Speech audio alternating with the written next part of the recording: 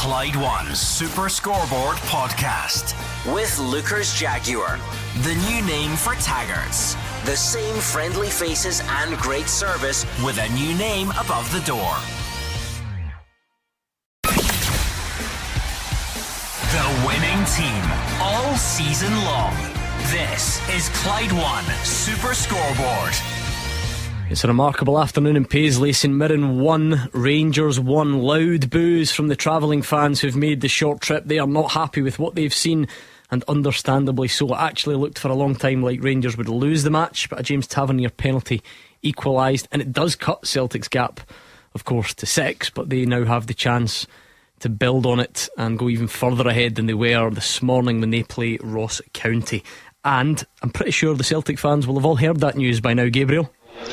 Yeah, they certainly did, Gordon. It was up on a few of the televisions that you can see here in the main stand, in the boxes. The few thousand fans that are inside Celtic Park, right up against the television screens. When the full-time whistle went, blown by Kevin Clancy, there were cheers around Celtic Park. They know that a victory today will send them 9 points clear. And even though the players inside the change room right now won't say it, they will know that as well. A 9-point cushion going into the winter break could be massive. Absolutely. Gabriel's already given you the team. 6 changes for Celtic. Never really a surprise there these days. Ange Postecoglou likes to rotate things, and that's what he's done against Ross County. Before we get to your respective games, gentlemen, Roger Hanna, is this the end for Giovanni Van Bronckhorst? I think we're discussing this show in midweek. The status quo cannot continue. Giovanni Van Bronckhorst and this Rangers squad, to steal one of Hugh's words, are incompatible.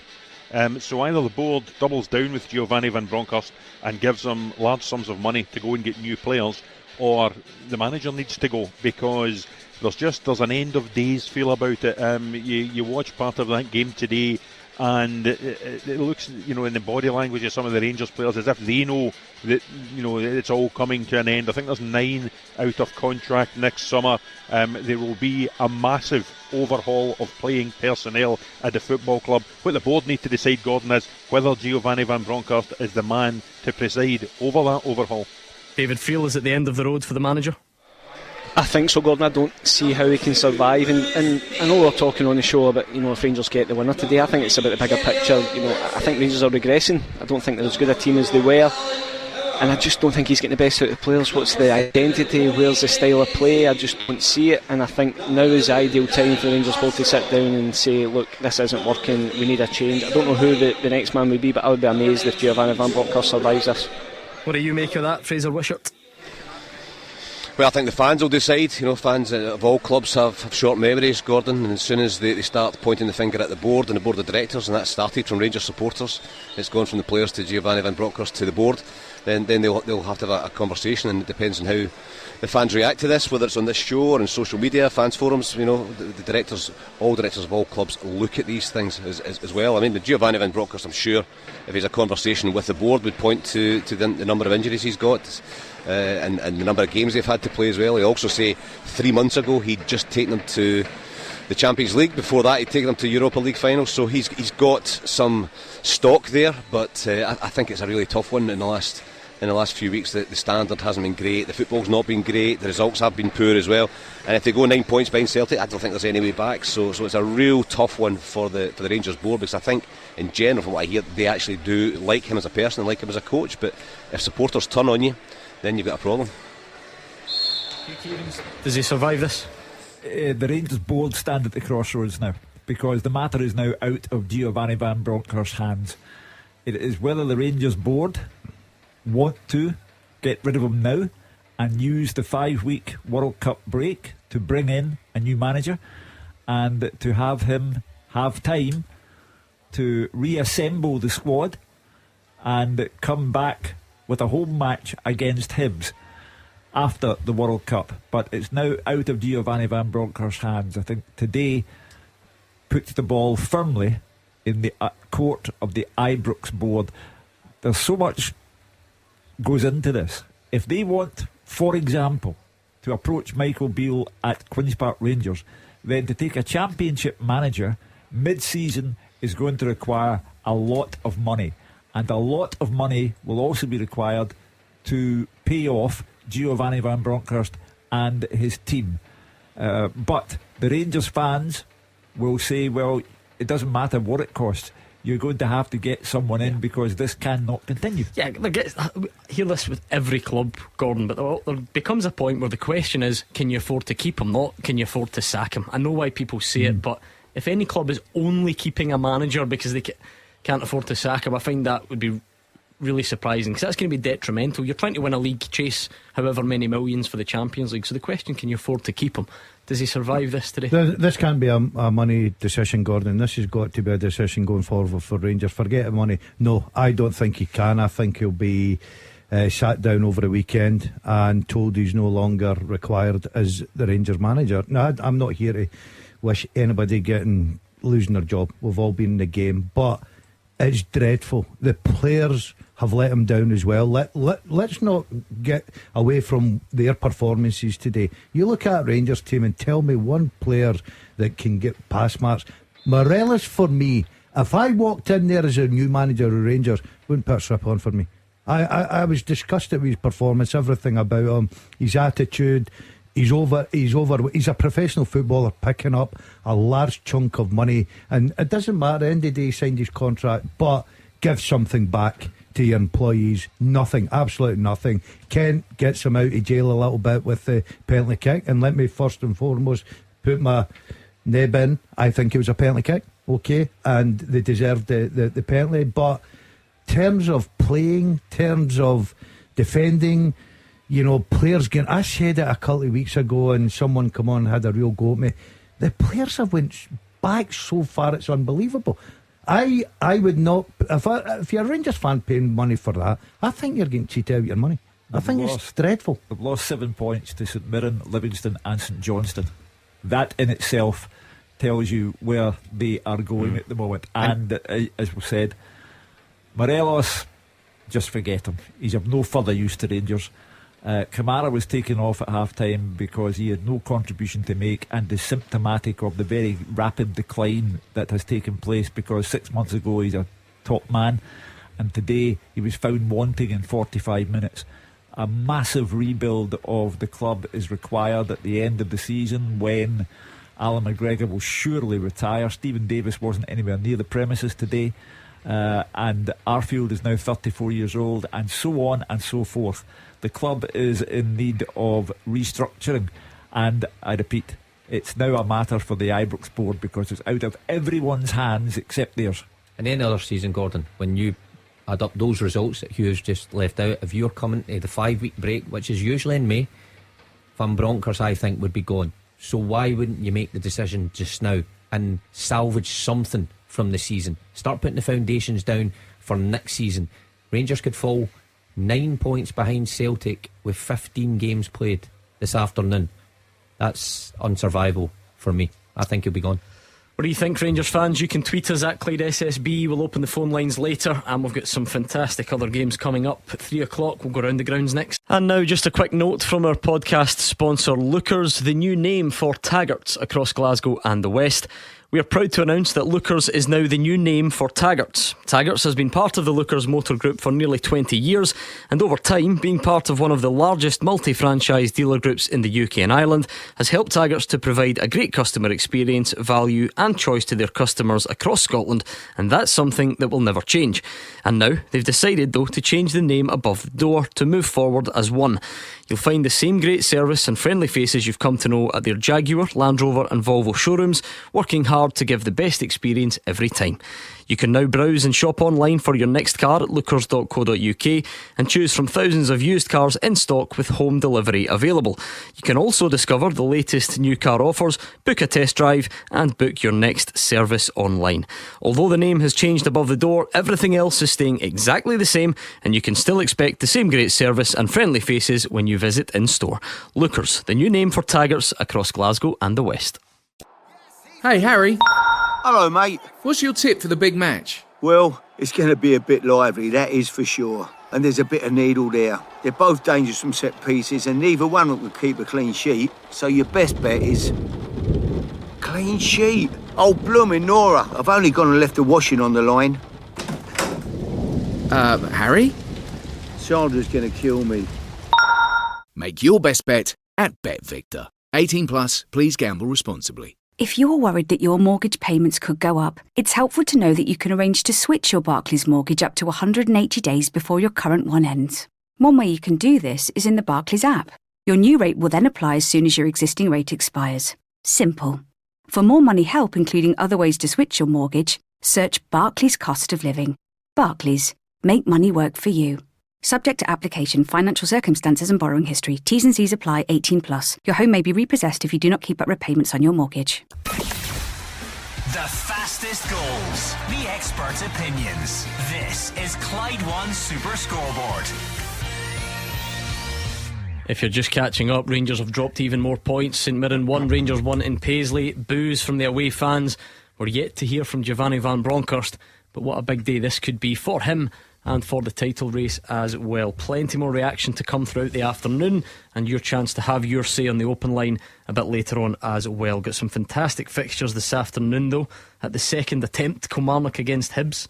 David Friel, both teams needing something. What a good game you've got in your hands. Yeah, it should be a good game, Gordon. Two teams under major pressure. I think two managers who badly need a win. Lee Johnson, he said sorry to Hibs fans after losing 2-0 to Ross County at home on Tuesday. That was their fifth defeat in 6 games. Then 24 hours later, Derek McInnes had to apologise to the Kilmarnock fans after losing 4-0 to Dundee United on Wednesday. But I don't think fans want to hear apologies tonight, Gordon. They just want 3 points. Kelly on a run of 3 successive defeats are now rock bottom in the league. Kyle Lafferty's been a big miss up front. Christian Doidge, who is in loan from Hibs, can't play today, so there are clearly attacking issues for Derek McInnes. It was good news yesterday. Winger Danny Armstrong signed a new deal. He will be their main threat today. But Derek McInnes hasn't messed about. He made 3 subs after 34 minutes at Tannadice with his side 3-0 down, and he's made 7 changes in total today. Zach Hemming, the goalkeeper, who was very highly rated, is among those dropped. So try to work out the formation, because there's a lot of midfielders in here. It looks like a back 3. Sam Walker's in goals, Lewis Mayo, Joe Wright and Jerry Dorset at the back. Fraser Murray, Liam Donnelly, Alan Power and Danny Armstrong across the middle, and I think Rory McKenzie and Liam Polworth will be asked to support Innes Cameron up front. Subs for Kelly are Hemming, Taylor, Stokes, Lyons, McInroy, Alston, Jones, Wales and Shaw. As for Hibs, Lee Johnson, I do like him, he talks a good game, but I think Hibs fans are looking for action, not words. Hibs have major injury problems. I think it's fair to say any team would miss Martin Boyle, Kevin Nisbet, Aidan McGeady and some others, but that run of 5 defeats in 6 games is clearly not good enough. It's unacceptable for Hibs, and questions are starting to be asked of Johnson. He made 3 changes from midweek defeat to County. Lewis Stevenson, Josh Campbell and Marianne Cabraja are in for Rocky Bashiri, Ewan Henderson and Dimitri Mitchell. So Hibs are going to line up 3-5-2. David Marshall in goals, Ryan Porteous, Paul Hanlon, Lewis Stevenson at the back, Chris Cadden, Josh Campbell, Nolan Kenny, Joe Newell, Marian Cabraja across the middle with Mykola Kuharevich and Elias Melkerson up front. Subs for Hibs are Dabrowski, Tavares, Henderson, Mitchell, McCurdy, Yuan, Fish and Rocky, and the referee at Rugby Park is David Dickinson, and the VAR is Mike Roncone. Yeah, a bit of expectation for both teams to get their act together there. The New Firm Derby, as it used to be called, Aberdeen against Dundee United. Dave Galloway's there. This is 6 p.m, so he's not there yet, is it? I see. I know he likes to be early. He'll still be really early. Just to go back to that Kilmarnock Hibs game that David's about to watch, if 5 defeats and 6 for Hibs become 6 defeats and 7, you could be talking about Rangers versus Hibs, the first match back after the World Cup break, with 2 new managers, because I think if Lee Johnson... sorry Hugh, sorry to interrupt. Has there been a late change to the Hearts team in the warm-up, Roger Hanna? You know something, we haven't been informed of it so far. I was looking down. What has he done? What's he done? Well, he has not been out warming up, unless he was out very, very early. He has been, as they say, conspicuous by his absence. I assume there was some variety of injury problem. He has been troubled by Andy Halliday. This is, of course, has been troubled by an Achilles problem. He wasn't warming up with the rest of his teammates. As I say, we haven't had official confirmation yet he is out or who is in off the bench. It is a strong bench. There's 2 of the Australians who are going to the World Cup, Nathaniel Atkinson and Cammy Devlin, both on that bench, along with the likes of Alan Forrest and a fit again Craig Halkett. But it doesn't look as if Andy's going to be starting today after all. I think some suggestions that it will be Cammy Devlin that takes his place. Look, maybe he's just heading off early to do whatever it is he's planning to do in the break, which I don't know anything about and couldn't possibly reveal any details of. But to be honest, what a way to finish the first half of the season, injured in the warm-up. Well, he sent me a text wishing me a happy birthday, and thank you for that, Andy. That will be what it is. He'll be out to get you a present. He's decided against playing this afternoon. So I'm sorry to hear that.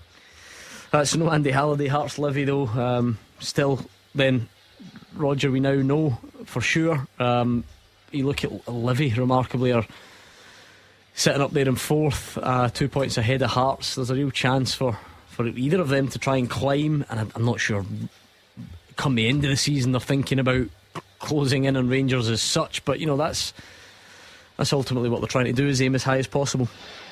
Yeah, of course, and you say surprisingly, I'm not too sure it is much of a surprise now that Livingston are up there, the job that David Martindale and Marvin Bartley have been doing there year on year. A very good win against Aberdeen on Tuesday night has put them up into fourth place in the table. They could be third by 10-5 if they get a positive result here this afternoon. I'm quite surprised that they've left out a lot of the more attacking players. There's no Bruce Anderson, Scott Pittman, Dylan Bahambala. All of those players rested on the bench.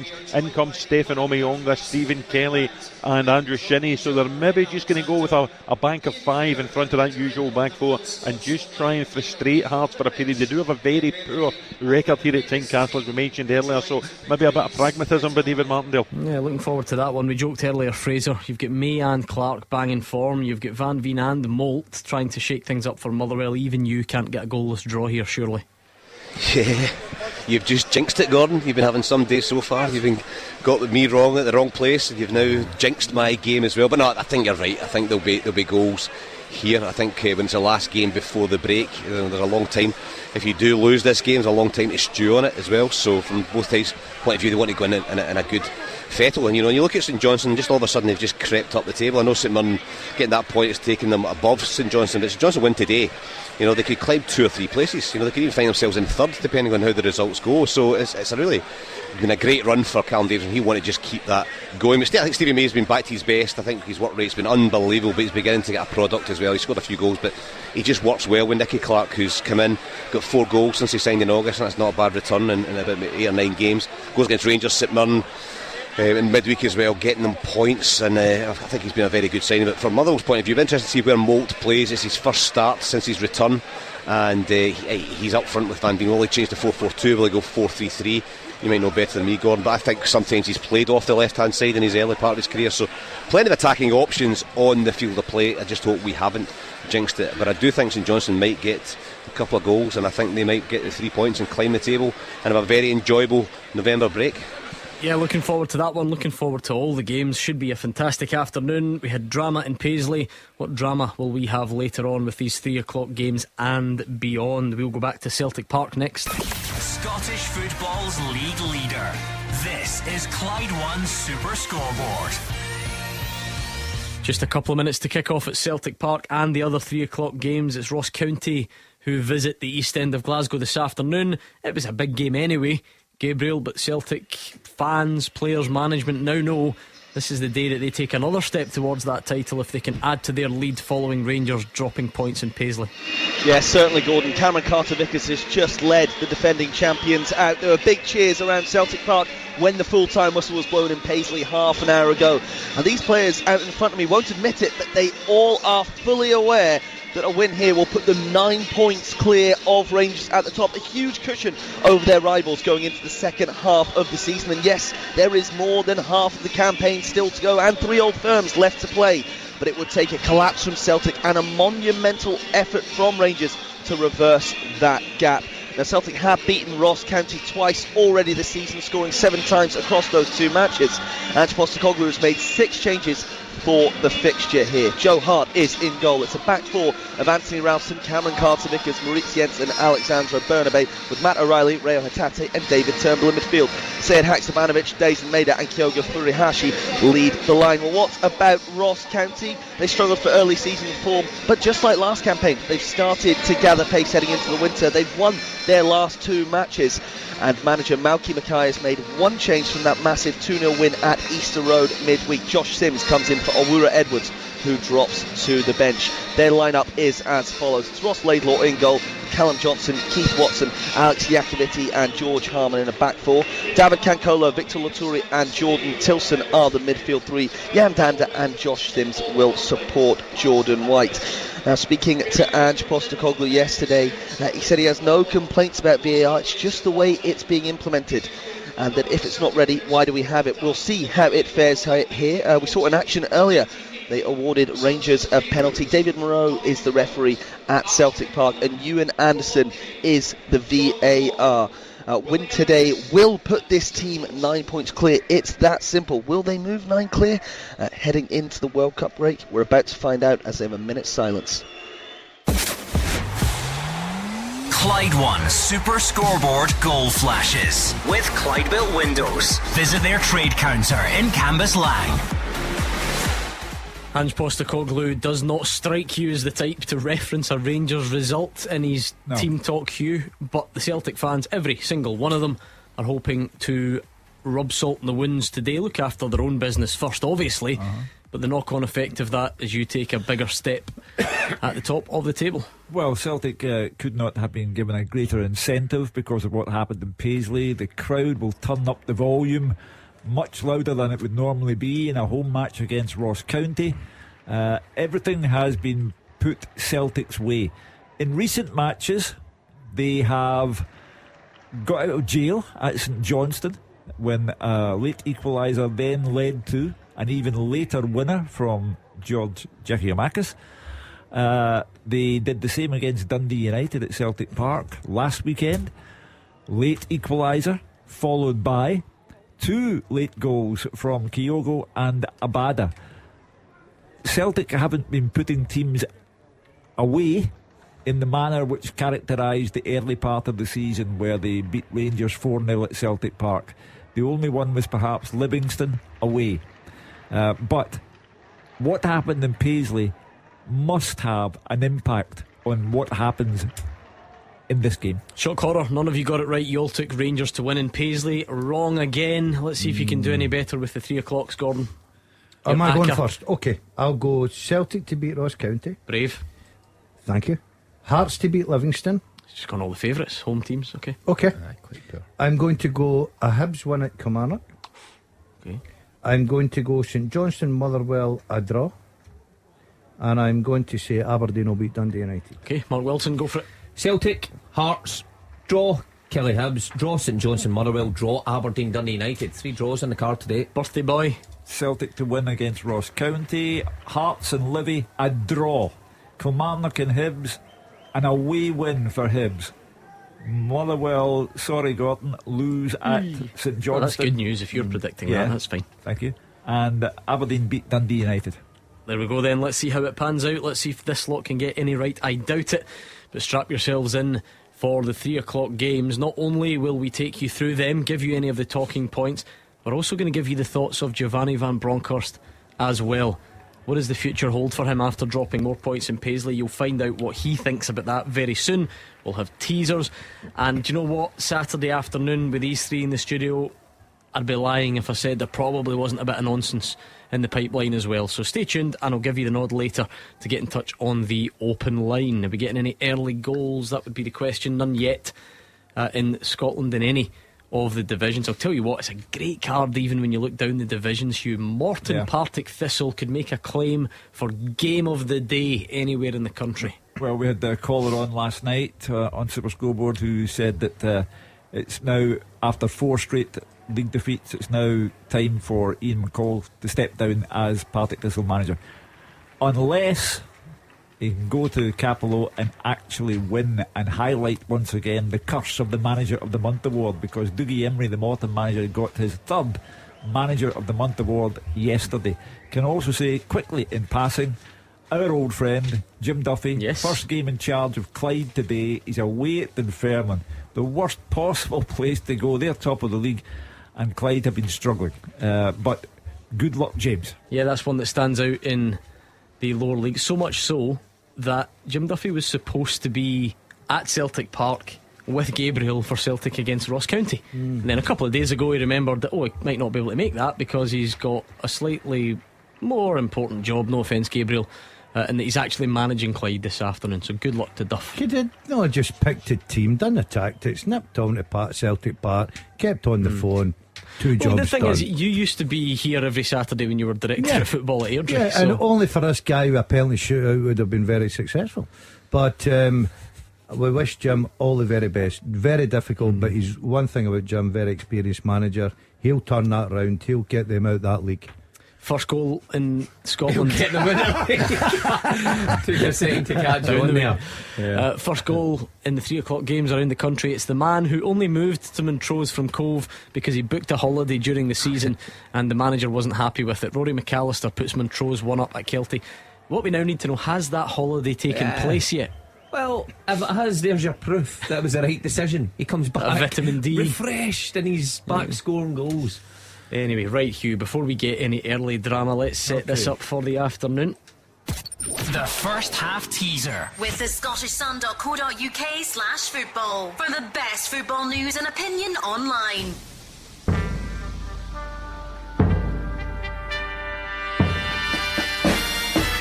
Since 1990, 7 players have played in a World Cup or a European Championship final and also scored in the Scottish top flight.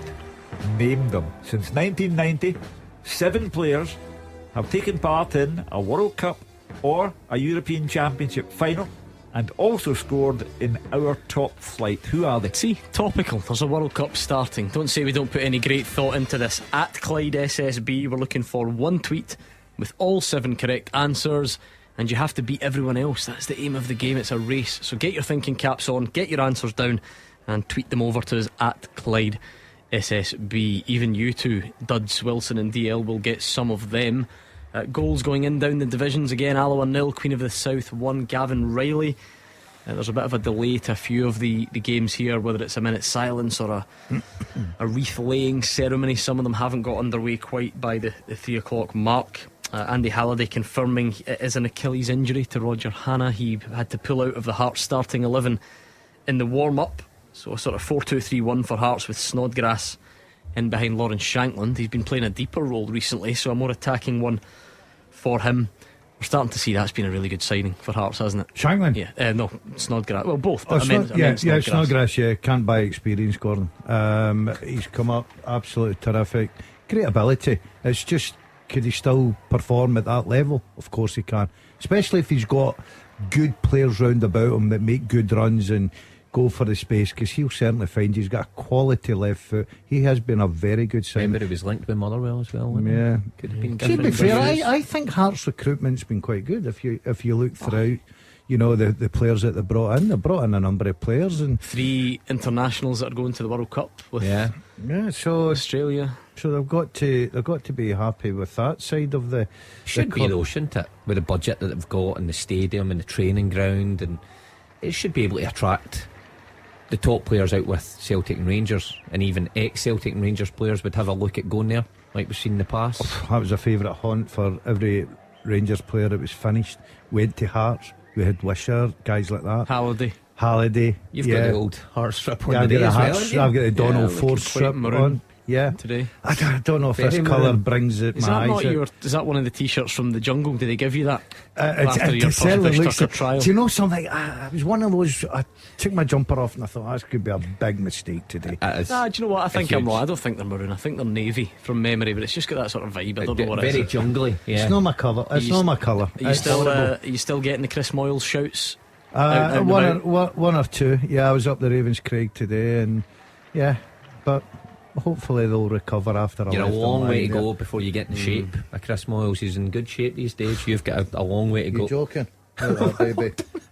Right, he's just empty his bicep. Do that again. You've got a big hole in your bicep. That's because of the muscle. Have you seen this, Gordon? I don't want to see it. He's got a hole in his bicep. What's happened there? That way at the beach.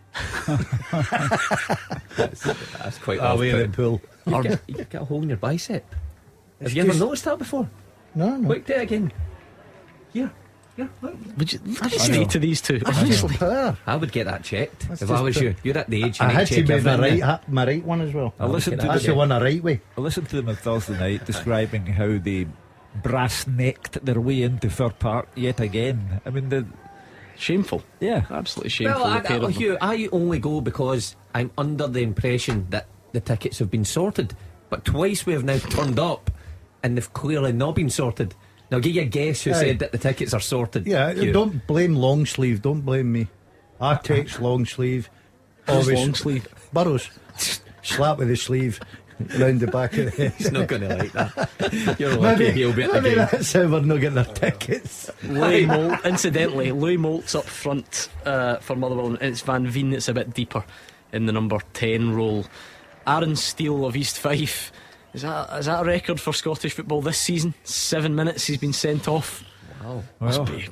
Must be coming to close, he's coming to your birthday party tonight, and he's having to get back down the road. Alfredo Morelos has created a yellow card record, so that might be the red card record to follow it. Shea Adams, our very own, has equalised for Southampton after 9 minutes. So new manager, is it new manager today? Yeah. Nathan Jones. Yeah. They were already behind to Bobby Firmino. Shea Adams has equalised for Southampton. Good to see him scoring ahead of the big friendly against Turkey. Good to see him in good form going into that one.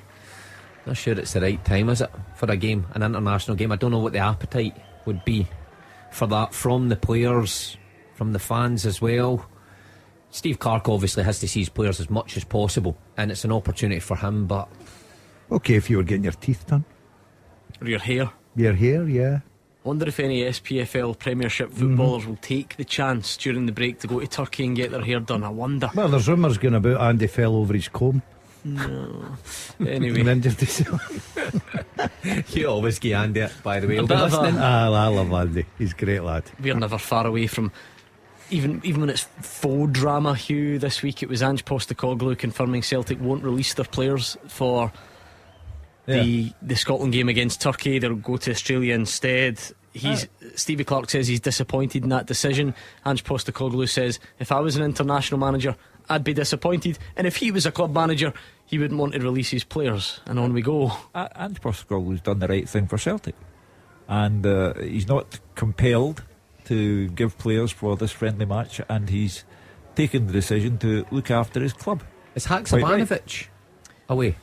No, I think it's the same, isn't it? I think he said to him he's not going either, unless I've picked that up wrong. Someone can. Don't know, I may have it wrong. Me. I thought I read that he was the opposite, but I could be wrong with that, Gordon. Oh no, he's going to Sydney. That's the point. Yeah, he's going to. Okay. You just wonder are we going to Sydney to cover the Sydney Cup? I'm a Melbourne boy. Are you allowed back in the country? No, you can't remember. You've forgotten. Doesn't like holidays. Remember, that would be a working trip. I honestly can say I will never step foot in the shores of Australia again. You've also said you'd never go anywhere again unless you were playing golf. Unless I'm playing golf, but I wouldn't go. Australia's too far away now. It's too far. It was too far away then, but it's too far away now. But look at the improvements in airline travel now. Imagine you in one of your own wee first class cabins that you could slide the door. Yeah, because he'd pay for that, wouldn't he? Anyway, right. Still no goals at Celtic Park or anywhere else in the 3 o'clock games for that matter. Taking us a bit of time. That surprised me slightly. To get up and running, after 10 minutes? Yeah, I mean, I thought that, if ever there was a day to come out the traps flying, this is it for Celtic, because chaos now reigns at Rangers. And the possibilities there for Celtic to go 9 points clear. So with every birthday that passes, you want earlier goals. I've noticed that it's 10 minutes gone. That's because I don't have much time left. So I needed it all to happen very quickly. Kyogo with a good header just over. There was a ball in from that man we spoke about, Haksabanovic. People keep talking about box sets. I can't sit down to a box set. I don't know if I'll be there by the end. You don't buy green bananas. We've heard it all. We've heard them all before. Right, let's hear from Giovanni Van Bronckhorst. Would that interest you? Yes, very much so. There is a lot being said online, in the pubs, in the city centre, I'm sure, and everywhere else about his future. Here's what he had to say, speaking to Sky, about the game and what lies in wait for him.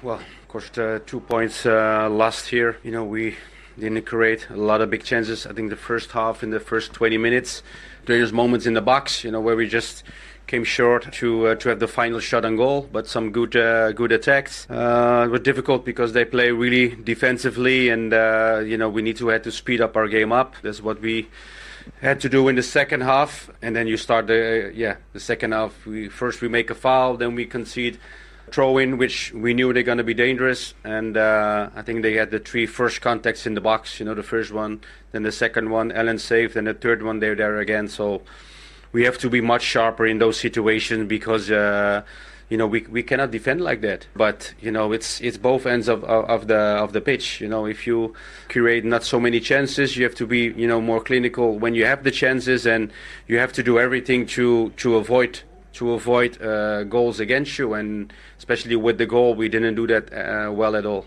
I'm accountable for that, so that's what comes with the job. Of course, I give them instructions. That's my job, and so that's we prepare the players as best as we can, and then they have to put in the performance, and that's that's always the case. But as I said before, the way we conceded the goal is, for me, it's we had to be sharper. During this World Cup break now, do you expect to speak to the board about your future and what happens? Well, I don't know. Do you go and speak to them then and ask for what support you need going forward then if you are to put in the title race? Of course, I think we're gonna sit down, that's for sure, and speak about the last couple of months and which way to go forward. Do you have any fears about the job? Do you think this has implications on your role at Rangers? I have no fear. No, I don't. I've never have fear. I just see what comes. But I don't have fear. I have no fear, I'll just see what comes, says Giovanni van Bronckhorst. That's because it's not in his hands anymore. I think with today's result and performance, the subject of his job passed out of his hands and into the hands of Rangers chairman Douglas Park. It's now a board matter. Bring in the chief exec, Stuart Robertson. If you are going to plot the way ahead, the first decision you have to take is whether the reconstruction of the side will be carried out by Van Bronckhorst and partners or another firm. And that's a decision I think would be made over the next 48 hours. Things are too complicated in terms of what you might have to do to pay off a management team and what you might have to do to bring in a management team. You can't decide that spur of the moment. So I think the next 48, 72 hours will determine where Rangers go from here. What did you make of the bit on his future? Look, the bit about the game is still interesting, not creating enough, but that's been the same every week. I thought he handled the situation very well. I really did. They tried in their job, obviously, try to get a story out of him. I thought he handled it well. Obviously he's been advised what to say and what not to say, because there'll be contracts here. There's absolutely no chance in my mind that Van Bronckhorst is going to survive this. I think that he'll be away by next week earliest. Give someone else, they'll probably have a target, there's no doubt. It's like everything else. You should be doing your job, you should be looking out the market, you should be knowing what's there. Probably there'll be testers being put out. Of course it happens in this industry, and let's not be kidded. And I think they'll need to move very quickly, but I cannot see him surviving today. Just thinking about the bit in the game, sometimes you see a tweet and you just know what the responses are, the replies before you open it. Alec Lowry's just put Rangers B team 1-up in the Lowland League on yet another day when Rangers struggled to create. I'm not for a second saying everything's rosy if you play Alex Lowry, but I just knew that when I clicked on it, all the fans would be saying, well, get him in the first team again, we're not creating anything today. Yeah, it's a good point, because you looked at the top end of the pitch, Rangers' creativity just wasn't there, and particularly the second half. I mean, the penalty aside, yes, as the game wore on, they had a couple of chances at the end where Kent shot and Ryan Jack's header, but still not good enough. So I can understand why Rangers fans look at Lowry and go, look, give him a chance because he's better than what we've got. Van Bronckhorst, look, for me, he's never going to resign. He's never going to walk away himself. So Hugh's right, it is in the hands of the board. And Daz is also right in terms that the club, if they're making a decision, it's got to be swift, because there's no point in sacking Van Bronckhorst if you don't have somebody to bring in the coming couple of weeks, 10 days say, because you're sacking them to make an impact, you're sacking them to get the best out of the players for the rest of the season and make use of the 5 weeks close season with a friendly to come before they play Hibs. Hugh, the bit that it's admirable in a sense, like he's fronting up, he's being honest, but when he says about not creating and whatever, and saying, he said he's accountable and he gives them instructions, that is not a great thing to advertise. I mean, it's true, so fair enough for fronting up, but if that happens today, for instance, if Celtic have an off day and Ange Postecoglou says, yeah, you know what, I'll take the heat for that, I set them up wrong or whatever, But if this is a recurring theme and Rangers are underperforming every week, and then you've got the manager saying that some of that's on him, good, you're protecting your players on one hand, but on the other, those who want him out are just saying, look, this guy's taking the blame himself. I'm very much afraid, and I'll have to say first of all that Van Bronckhorst is clearly a good man, a decent man, but it's not a personality contest. Club management is about results, and the results have ceased to go Rangers' way. The performance in Europe established them officially as the worst ever group stage competitors in the history of the Champions League. There was the 7-1 thrashing by Liverpool at Ibrox. I thought that he was fortunate to survive that. I thought that was a line in the sand. Now we have 7 points dropped to St Mirren, St Johnstone and Livy. Celtic have yet to score today, but you would have to think they wouldn't look this particular gift horse in the mouth. Therefore, people will come up with a variety of things that Giovanni Van Bronckhorst has not done right, and that adds up to someone else coming in. They're knocking on the door, Celtic. There was a Carter Vickers strike spilled by Laidlaw just cleared before Kyogo could follow in, then a few corners. So as you would expect, it's at home against Ross County, with no disrespect, so you would expect that territory, but nothing major yet in front of goal. It won't be a wholly miserable experience at Tavernier Sunday dinner tomorrow if they do happen to meet up, because Marcus has put Bournemouth 1 up against Everton. Last I heard from David Friel, it was Motherwell who'd started the brightest. Molt set up McKinstry, but he dragged the shot wide. I think Van Veen had dispossessed Hallberg as well, but it was a bit of an easy save for Remy Matthews in the end. So still no goals yet in our 3 o'clock games at all. What about the great irony down south? Bristol Rovers 0, Fleetwood 1. Yep. That's Joey Barton losing to Scott Brown. A goal by Sean Rooney, and refereed by Bobby Madden. There we are. It's a cosy afternoon, that one, isn't it? Yeah. Incredible. I see he's not been quiet. Not that he ever is. Joey Barton this week still talking about his time up here, having a wee go, saying that he's still looking at the same players making the same mistakes that he was criticising them for. I mean, it can only be James Tavernier, can't it? Yeah. Yep. When you look through the squad that was there, it's only Tavernier. He's got a hit for himself, Joey Barton. Yeah. Got Do to you think? Oh my. He's a I would love to hear character, him. I'd love to hear him as a manager in the changing room. No, I wouldn't. I think he'd just put a video up himself. This is what you've got to do. He'd be quoting Descartes all over the place, wouldn't he? He's one of these types. I think, therefore I am. Almost fell off the you. Well, I know my Descartes. I mean, look at the look on Gordondale's face right now. They not only you got the reference, but managed to reply. I'm mildly impressed. No offence or anything. Still, I'm going to take offence from that. You're surprised. Well, come on. Look at this guy's face. Still nothing. No, not. Nah, he lost me. He lost me a couple of minutes philosophy. ago. You worry about that. You stick to real life, real actions. Tell you what, Hugh, it's not just the top flight. I don't think we've had a goal in the Championship yet either. Yeah, the wacky Championship has so far been goalless. I don't know what's going on there. I honestly thought there would be plenty of goals at Capello for both teams, but must be tentative stuff. Twitter is. Do you know who I've got real sympathy for when a team loses? The Twitter admin. I've just had a quick flick through. Rangers have put up a clip. Giovanni Van Bronckhorst speaking to Rangers TV after today's match. I mean, seriously, talk about being on a hiding to nothing. Now, you're not just going to not put it up because they lost, so I get that. They have to do it. The replies: sack him, hopefully for the last time. Sack him, time to go. Why is he still in a job? Get him gone. Then they get less polite, the F word, etc. Taking that out of us. Get him out, don't care. Sack him. Another unpolite one. Why is he not sacked? I don't give up. He says the same and nothing changes. Get that useless to. Yeah. And I know, by the way, I know that's social media to a point, but quite turn off replies sometimes when you put it on. You can't. No, that's worse though. Is it? Is it? Why? You can't do that.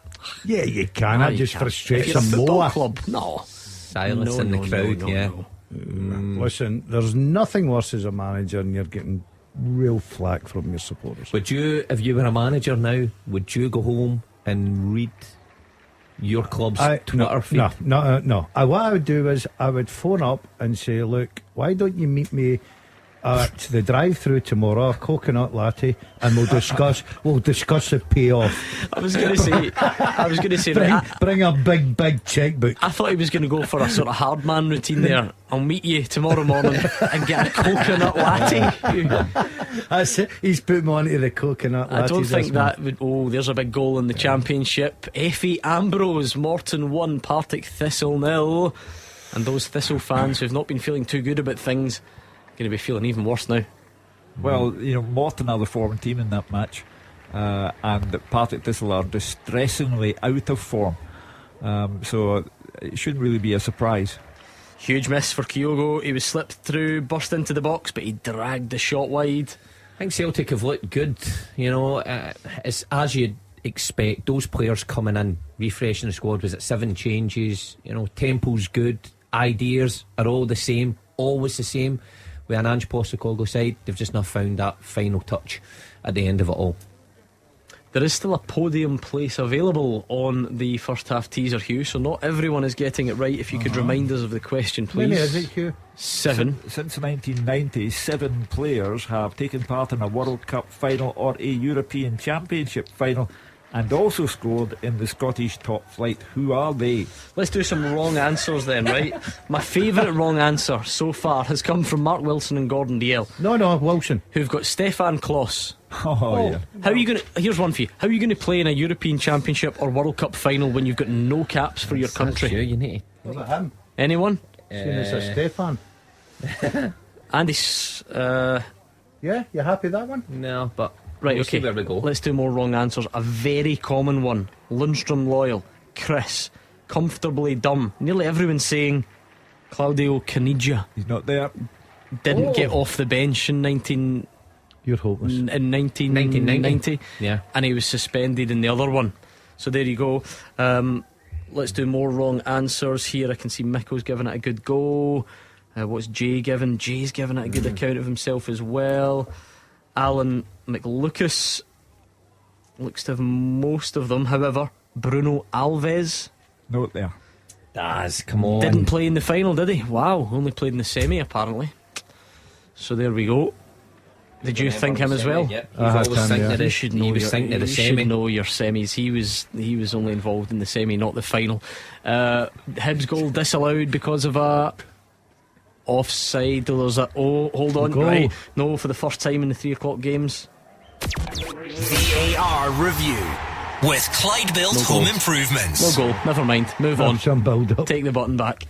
But it's just for the sense of excitement. I'm trying to make the most out of a ropey time for Scottish football. Right, keep your guesses coming then on that teaser at Clyde SSB.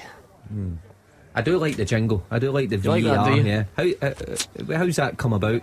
I think it's producer Callum's greatest ever contribution to the show. How's he done that though? He just asked someone a keyboard or no, something? I just asked someone to make it. Yeah. That's quite good. It's all about delegation.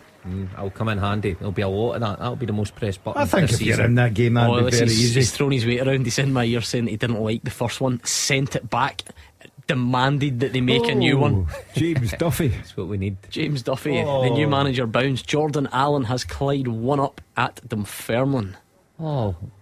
Well, there you go. What did you say about that game as well? It's not a good one. I said you'd take them out of the league. There you go. He's off to a flyer.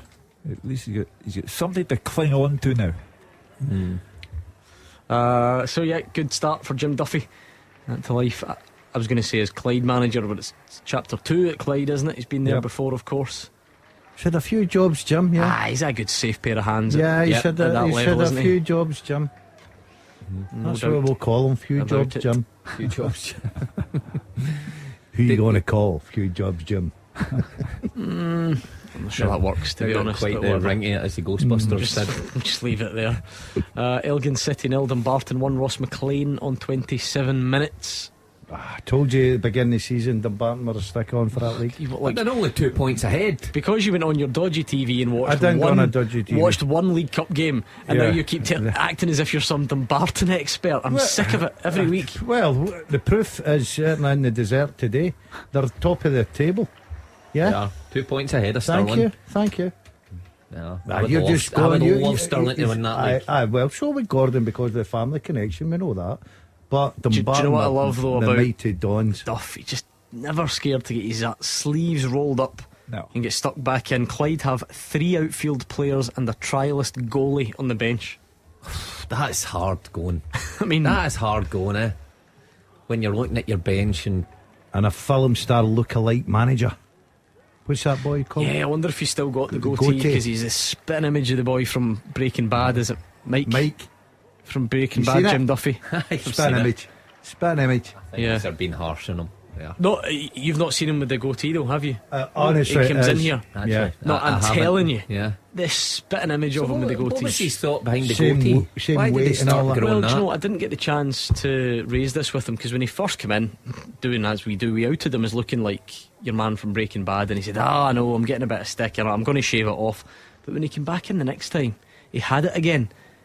But you know, Jim's like a nice humble man. I thought, I'm not going to embarrass him again by raising the So we'll talk about it behind his back. He won't be listening. I like it. I think it looks good. Oh, Jim, yeah. And it covers that face, yeah. I'm all for it. Oh, listen, he would never say that to Never. his face. Never. Yeah, well, no, You're a bit intimidated with Jim when he's around. Jim's a good lad. Played against what footballer? Jim In a was? Super Scoreboard Royal Rumble, there would only be one winner, and it would be Jim Duffy. No, I'd just sit in his all, wouldn't he? The rest of the pundits would be getting chucked out the just ring. belly flap his all, and that'd be him. Left, Could be right, gone. and centre. You can't say that about Jim. Against the ropes, there you go. I'm going to tell. I hope he listens to the podcast. Kyogo's taking a heavy touch in the box. It should have been better, and O'Reilly's pulled a shot wide from the edge of the box. So definitely Celtic looking for it early on, and now not that early, of course. The half-hour mark, still nothing. East Fife 1, Albion Rovers 1. Charlie Riley. The thing is with Celtic, I mean, the pressure is alleviated from you before you even kick a ball here, because the only pressure comes internally and from your manager, and the fact that you've got a player ready to take your place if you don't get the job done. The pressure isn't, oh, if we drop points here today, we're in trouble. Because I mean, I guess that comes with a different type of pressure. You know, there's an expectation level here that you stretch your gap, but ultimately, if you have an off day and what it means at the end of it is that you're only 7 points in front, it's not a bad type of pressure, is it? I think the Celtic fans would be disappointed if it was still like I 7. said, disappointed, but it's not, you're not going to lose any sleep over being 7 points ahead. No. Hold on, we've got one of these Goal flashes with Clyde Built Home Improvements. St Johnstone 1, Motherwell 0. It's Dre Wright. It was David Witherspoon's shot, well saved by Liam Kelly, but a tap in for Dre Wright. And Motherwell's difficult run looks like continuing, and St Johnstone on fire. St Johnstone taking the lead at home to Motherwell. Well, they had a good draw midweek at Paisley, and of course beat Rangers in the game before that, so it's good times for Callum Davidson. I always thought that Motherwell would bang up against it today, because Stephen Hamill's just been inundated by injury problems, and that's no more than I expected. And some runs just nice. Johnson beat Hibs a few weeks ago as well at Easter Road, didn't he? Yeah, good place they're in at the minute. Motherwell dropping like a stone at the minute. Worrying times. The other thing as well, Gordon, is the teams round about Motherwell, Livy, well, they're not round about them anymore, but you know, the teams you would expect to be round about are going to Ibrox and getting a point. St Johnstone are beating Rangers. St Mirren are getting points against Rangers. They're all putting together good runs. This could be, like, you wouldn't expect Ross County to get anything at Celtic Park, but if they do, they either draw level with Motherwell should Motherwell lose, you know, or they leapfrog them. It's starting to look, and not just for Motherwell, the bottom four could start to sort of look quite detached going into the World Cup break. I'm starting to get worried for Motherwell, Gordon. I've got to say, I watched them with Mark and Wednesday. I know it was against Celtic and they were up against it, but I think the World Cup break has come at a good time to regroup for them. Stevie Hamill's try and get one or two players back as well.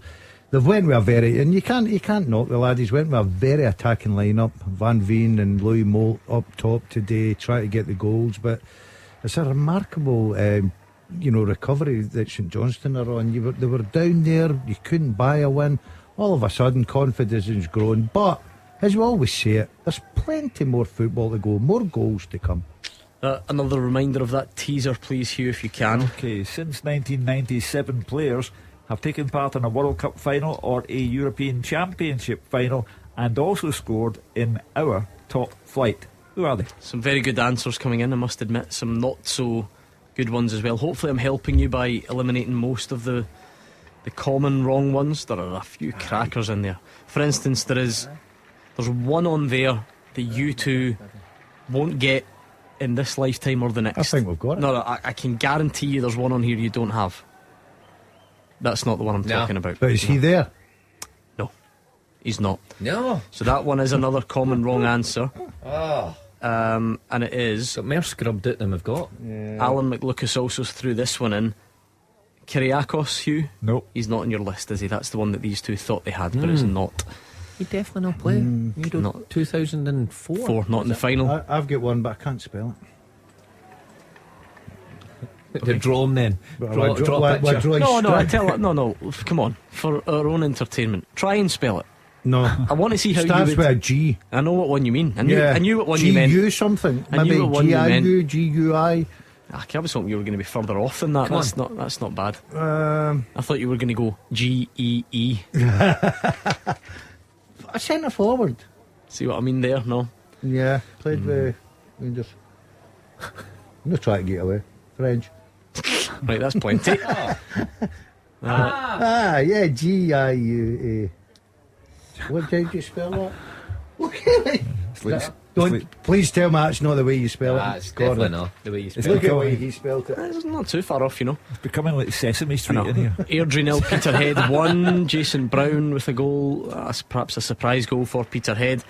By the way, they've got a habit of doing that, scoring first and then getting thumped. Porteous goes down injured after an off-the-ball incident with Danny Armstrong. Ref does nothing. Very theatrical from Porteous, and now he's fine according to our man on the ground. You want to hear from Stephen Robinson. What did he make of today? Because for all Rangers will get criticism, that's par for the course in this area. St Mirren deserve credit. I think it shows how far we've come that we're disappointed not to get all 3 points. I thought we were excellent first half. Discipline, organisation and a lot of quality in our build-up play and counter-attacking. I think we set back after we scored a little bit, but our defensive shape was excellent. I couldn't see Rangers scoring, if I'm being honest. That's our 8th penalty in 15 games, so it's gone against. It was a penalty. There's no argument in my point about it being a penalty. That's what VAR's there for. It's used, so I think I'm quite consistent when there's an honesty when it's right, and it was right. But as I said, I didn't see them scoring any other way. We were defensively very, very good and some great quality on the break as well. I think it's our 8th game unbeaten at home now, which is fantastic. We've looked at lots of things away from home and we don't do anything differently. There's no different approach. We've defended brilliantly in the box in home games, and away from home we've got punished for sort of every mistake we've made.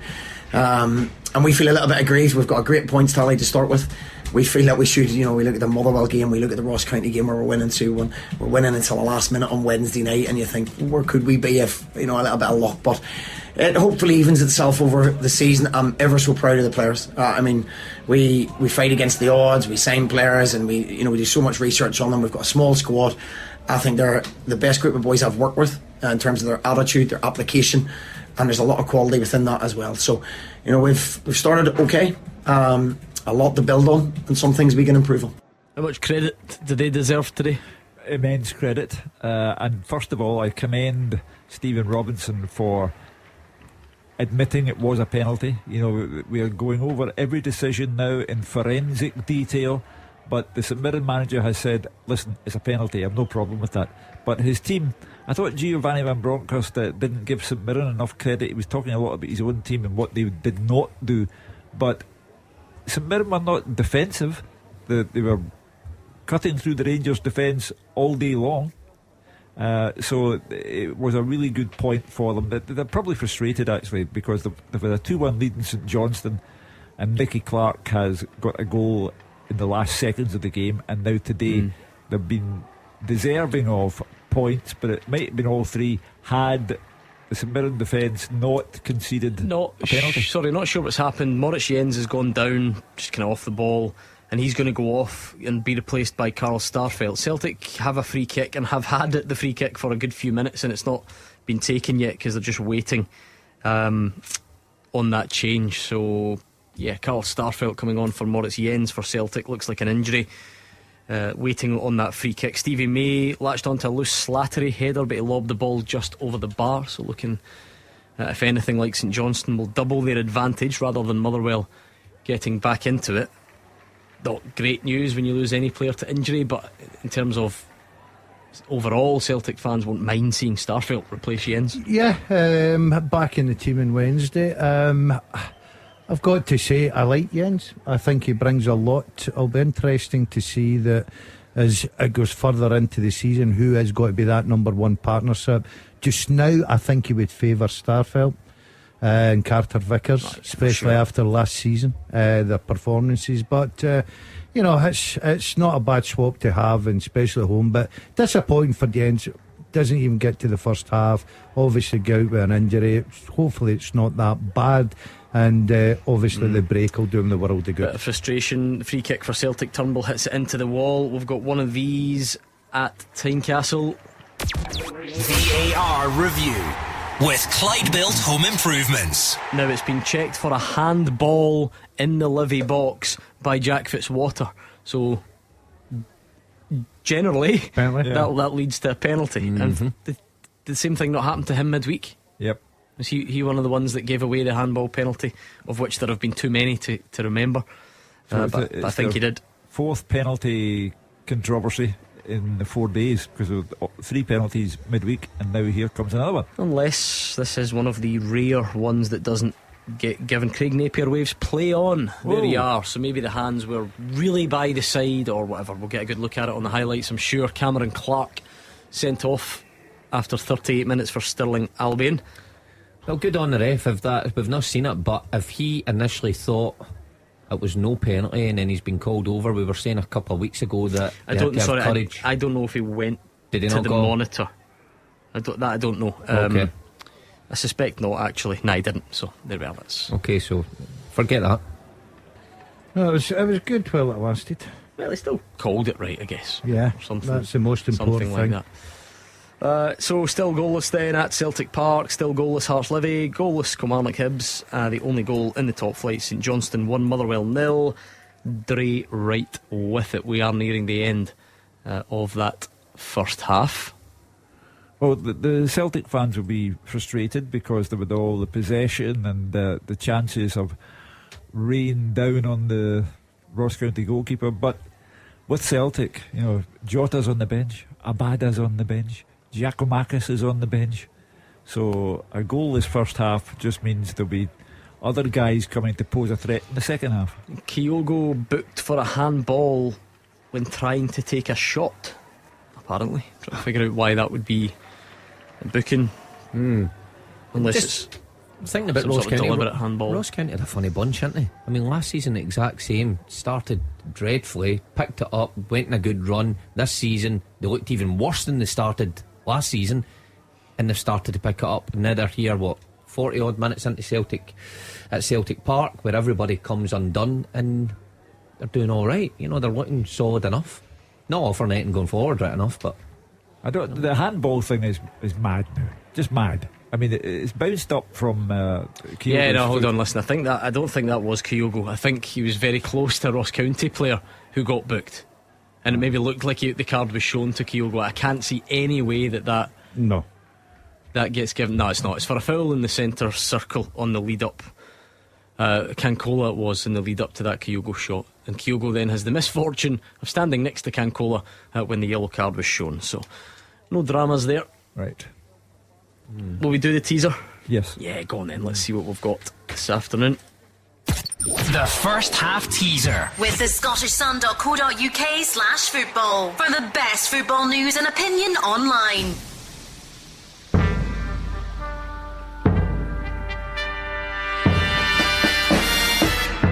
Since 1997 players have taken part in a World Cup final or a European Championship final and also scored in the Scottish top flight. They are, would you believe, Giovanni Van Bronckhorst, Rino Gattuso, Juninho, Stefan Givars, Takis Pisas, Andy Tom, and Brian Laudrup. I knew you wouldn't get Takis Pisas, you two. Greece, that one that you were on about. So well done if you got it right. How many did you two get? 5 or something? 5. Not bad. Congratulations to everyone who got them all right. Great effort out there. Thanks for taking part.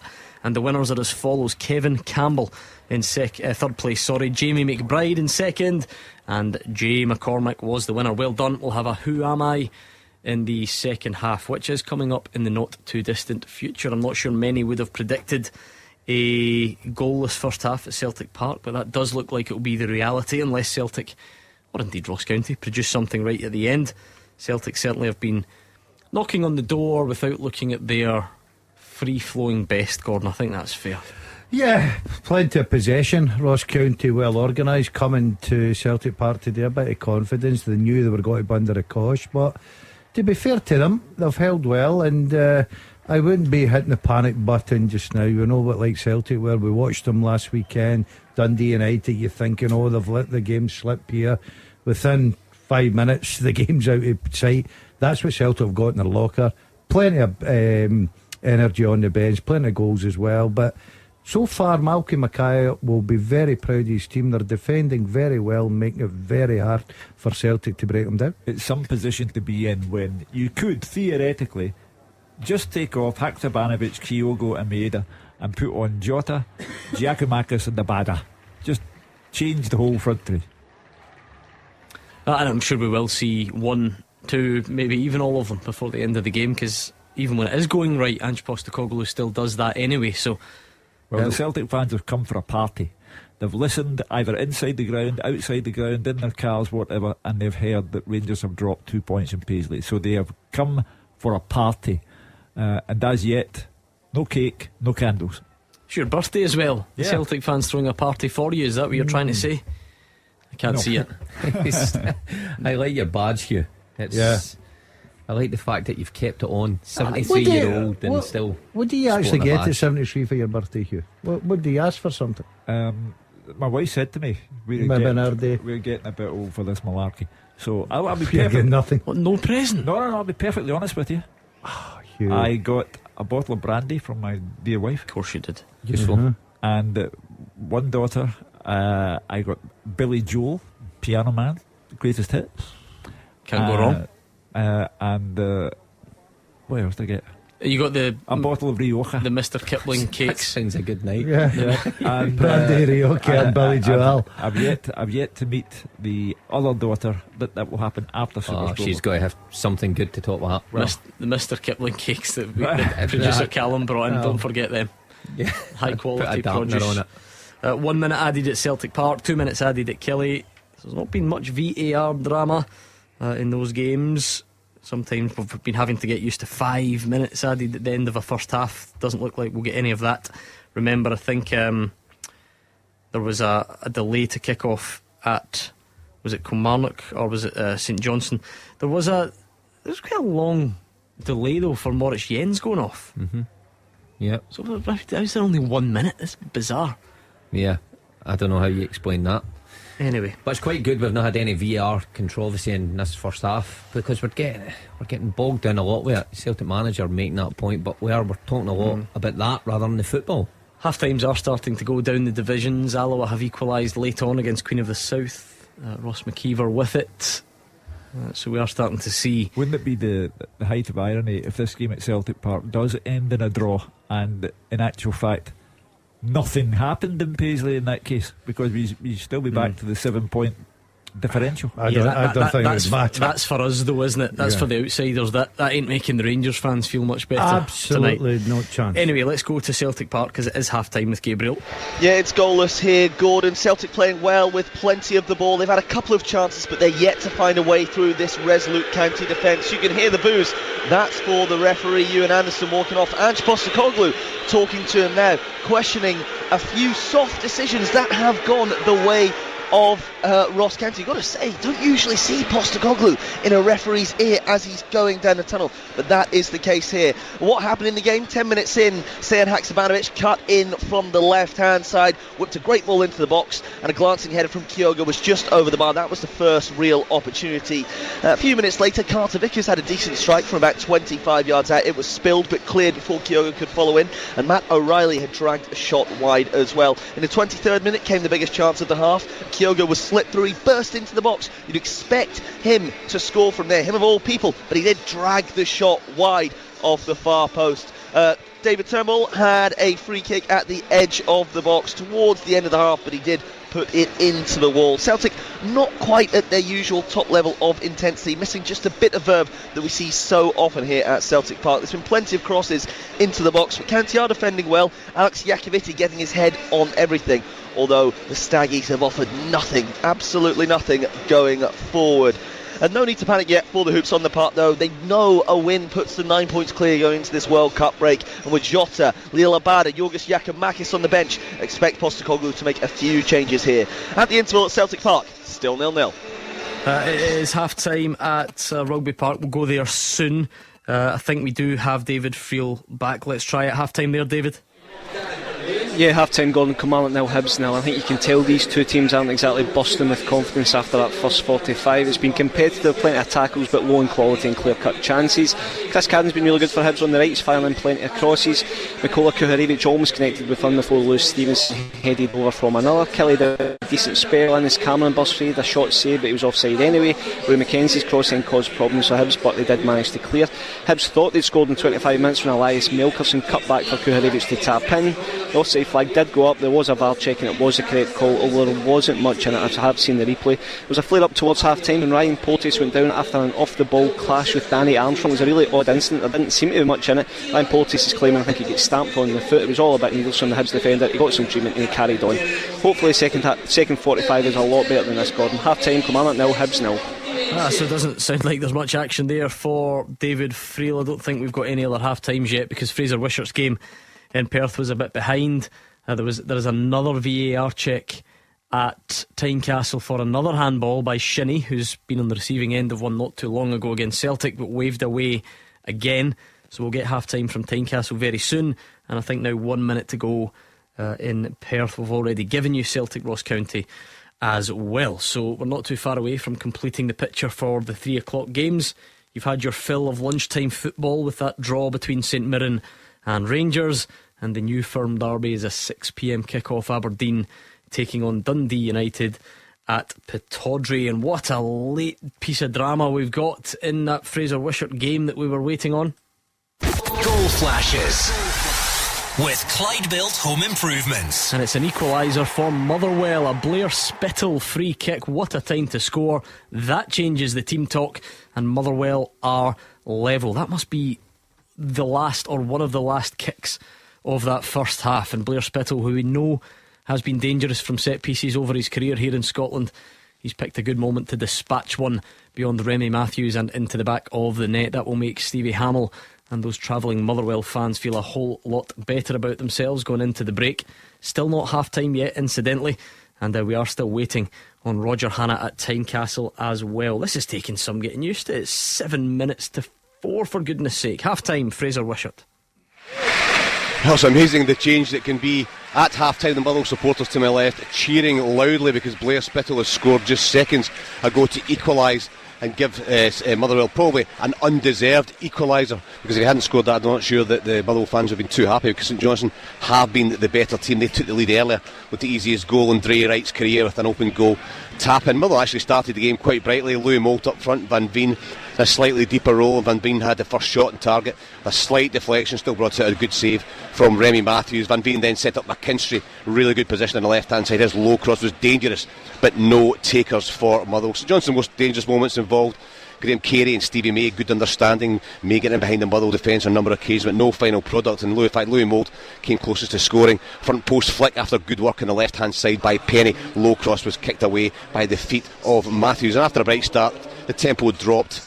Around 20 minutes, a scrappy period of play from both sides. St Johnstone opened the scoring on 26 minutes. Carey again involved. He fed Witherspoon cleverly inside the box, and as he does quite often, Witherspoon, clever play, quick feet, got himself a yard. His low left foot shot was pushed away by Kelly, but it was straight to Dre Wright, 6 yards out, nobody near him, open goal. He just tapped the ball into the back of the net. St Johnstone almost got a second. 4 minutes later, Callum Slattery, really poor heading back pass. Stevie May onto the ball, he lobbed the ball over Kelly, but it was also over the bar. I think he'll feel he should have done better. The wing backs Montgomery and Wright were getting to good positions. The Motherwell were pegged back. St Johnstone more likely to add to that right goal until the final seconds of stoppage time. A free kick right in the corner of the penalty box on the left hand side.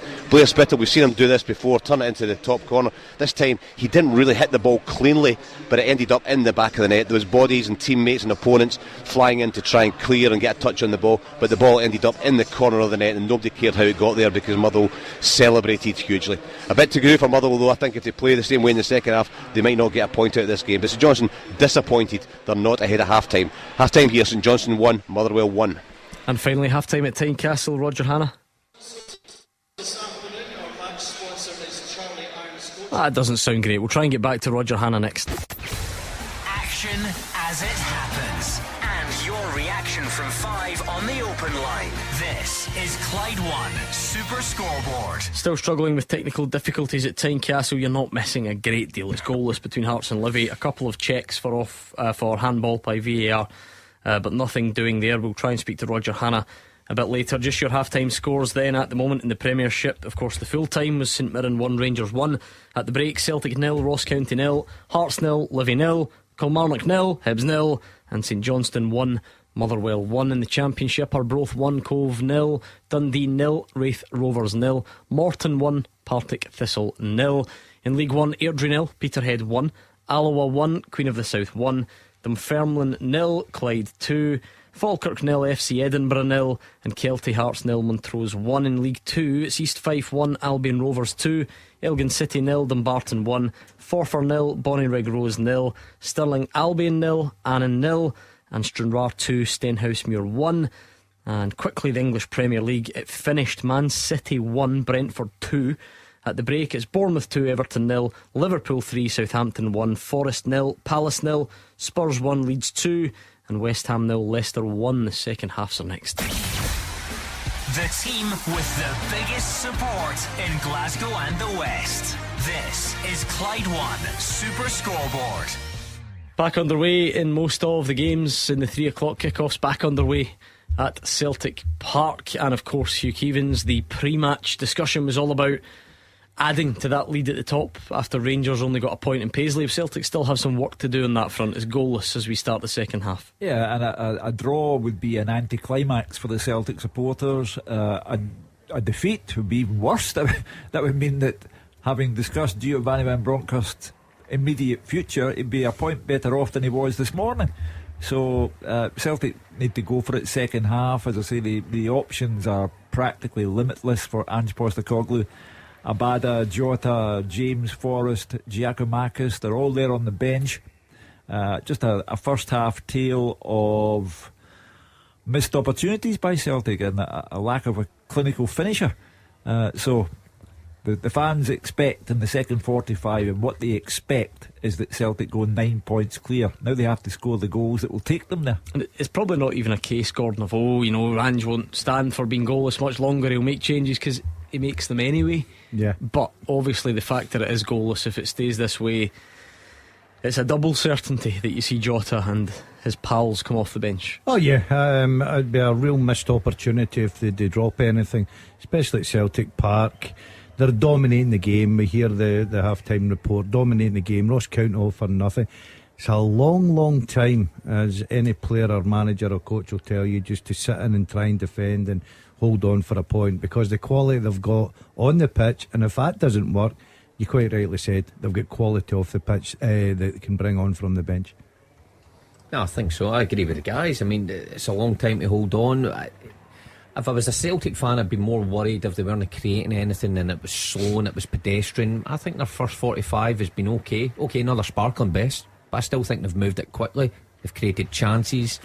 They've just not had that, bit at the end of the jigsaw to finish Ross County off. But I mean, the abundance of talent on that bench, it won't be long in changing it if it does go slower, if it does go the wrong way. It's a good second half coming up across the board though, Gordon, because every game is poised. Hearts Livy's goalless, Killie Hibs goalless, and what a big moment that Blair Spittle free kick on the stroke of half time could turn out to be, because we're listening to Fraser saying Motherwell probably didn't deserve it, but they are level. Yeah, it could turn the game for them. It makes the half-time team talk and the dressing room a lot better, Gordon, because if you're 1-0 down, not playing penalty Ross County, that'll shake things up a little bit. I don't think they were up the pitch at all, were they, in the first half? And you guessed it, it's for a handball. It's no Burnaby, please. No. Well, it doesn't really matter who it is. We know the handball rule across. But do we have 3 in one night at Livingston? Yeah. And the other night against Aberdeen, given all the time at the moment, so we've not had the chance really to reflect on. You'd almost swear that Celtic do this deliberately. Obviously, though, I mean, we're getting one of these. VAR review with Clyde Built Home Improvements, because that's the way these things work. But it's very common this season that they end up getting that they get given. So we need to be something quite. That's going to get given, I think. Well, there's no claim for it though, was there? No, none. Is it Turnbull? Yeah. I mean, I'd be amazed if that's what I'm thinking. If I saw, oh no, it's not. It's not the Turnbull one. It's the one thereafter. Was it Matt O'Reilly? Yeah, he's already been hard done by, he feels, in the Bernabeu, and it's been given. So it is a penalty to Ross County for a handball by Matt O'Reilly. And it looks like Ross County do have a golden chance to take the lead from the penalty spot, and they step up. Goal flashes with Clyde Built Home Improvements. And it's Celtic 0, Ross County 1. As it stands, Rangers cut the gap at the top. Yeah. But it is a penalty. I mean, I must admit, Mark, again, how many times do you say it? Not a clue what Matt O'Reilly's supposed to do there. No. But given and scored by Ross County. Well, like, we didn't see it coming against the run of play, but that's getting a bit.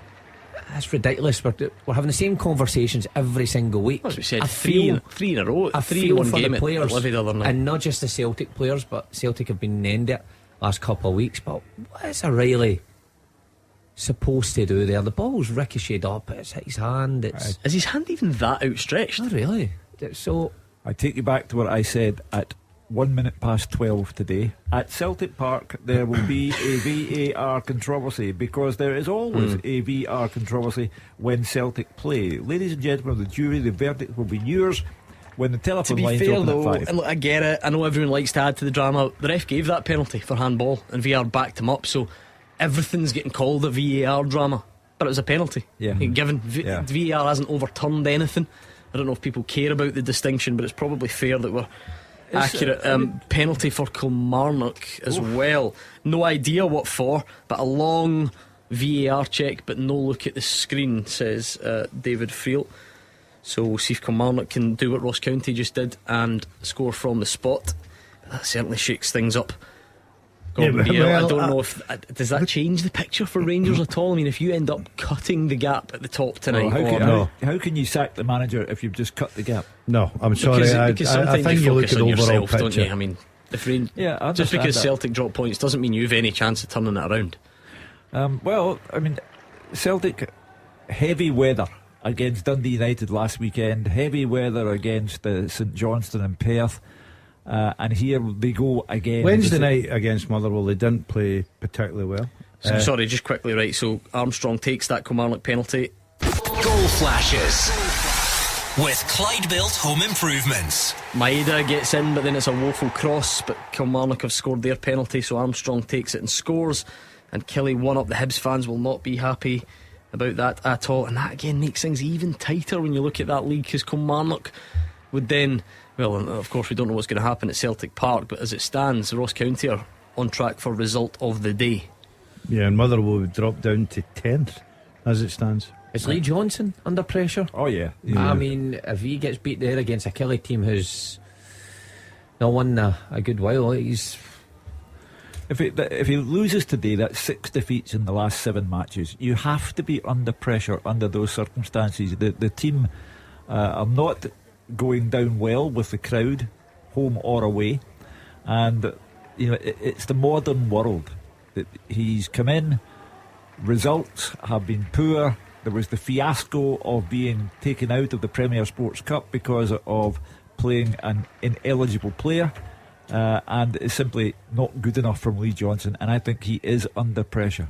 Can he keep just sacking managers though, surely, if you're Hibs? Yeah, exactly. They kept saying, they said in the last one, you need some sort of continuity. Yeah, but if the guy in place is getting a run of results like 6 defeats in 7 games, then you are obliged to do something about it. David Friel is describing that Carbaja penalty, penalised for a foul on Polworth, looked outside the box, gave a free kick but then told it was inside, looked very close. David says he assumed he would go to the screen but he didn't, but I think I can impart a small bit of wisdom on David Friel. If the ref gives a foul and they think it's a foul and you're only looking at whether it was inside or outside the box, that's called a factual decision, much like an offside, so the referee won't go and check the monitor.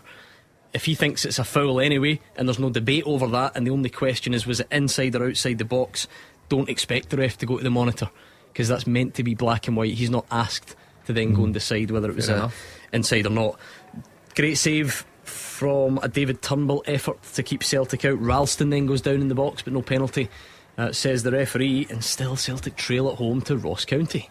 Well, it's a remarkable scoreline. It's not a result, it's a scoreline, but it's the price you pay for not taking your chances, and everyone can see in recent weeks that Celtic have struggled to take their chances. They've got there in the end. This has been far too busy, Hugh. We've not even done this yet because of all the action ready.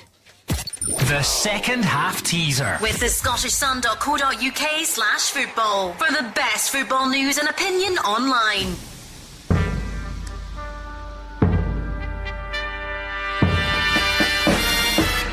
I have played alongside Emil Heskey and Lawrence Shankland. I've been managed by Ian Murray and Stephen Pressley. I've won the Scottish Cup 3 times with 2 teams, and I played over 20 times for my country. Who am I? So I've played alongside Emil Heskey and Lawrence Shankland. I've been managed by Ian Murray and Stephen Pressley. I've won the Scottish Cup 3 times with 2 teams, and I have played over 20 times for my country. Who am I? Great question. At Clyde SSB, send your answer in. Just one name that we're looking for. The Ross County goalie's been booked after 54 minutes for time wasting. It's one of those afternoons, Hugh. We're now into that kind of territory where all is fair in love and war, but a booking will assuredly come your way if you are time wasting. So I can imagine pretty fraught inside Celtic Park now. You know, I don't mind the opportunity to stick a kilt on anything from the English Premier League. How's this? Go. Andy Robertson has just equalled Leighton Baines as the defender with the most assists in English Premier League history. Wow. Yes. Well done, boss. And he'll overtake him, you'd have to say. He just needs one more. Well done, the goal at Tynecastle. Goal flashes with Clyde Built Home Improvements. And it's a goal for Livingston. What an incredible team they are at the moment. It's Stephen Kelly, former Rangers youngster, gone to Livy, and he's scored the opener at Tynecastle. Hearts 0, Livingston 1. Well, Davy Martindale, you know, it's fantastic what he and Marvin Bartley have done. When you talk about punching above your weight, incredible. Goodness me. So, all over the place. Shocks today. As it stands, that takes him into third. Yeah, it's incredible. But still a bit to go. Did I not read Dave Martindale coming out and saying he thought that Hearts could split? Yeah, Rangers and Celtic, the Celtic Rangers. And then he goes to Tynecastle and he's leading 1-0. Well, there they are. Yeah, with a win today, Livy would be 7 points behind. I know 8 points, but behind Rangers, I think. Still a bit of making up to do, but nevertheless fantastic for Livy. What a team they are at the moment. Matt O'Reilly's down with a head knock, so Celtic not getting it their own way and far from it. The thing, Mark, there will be a sense of injustice over the penalty, no doubt. Celtic haven't really looked like scoring themselves in the second half. No, they've not really. Just that David Turnbull effort, which is, if you've seen some of his goals before for Celtic, was pretty similar to that. Inside in his right foot, tries to bend it in, good save. But apart from that, no, not their slick best. And I would echo Daz when we went to Longleaford Park the other night. Probably weren't at their best either, but got the job done. But it's just that bench, you know. Ross County have held out for 57, 58 minutes. Postecoglou's got the luxury of just changing so much, you know. There's a big goal. Partick Thistle have equalised against Morton. Anton Dowds. Can this be the day you start to turn things around, Hugh? because they need it. Well, any result there for Ian McCall, draw or win, would keep the wolf from the door. So I thought that game would be very tight, and it has been.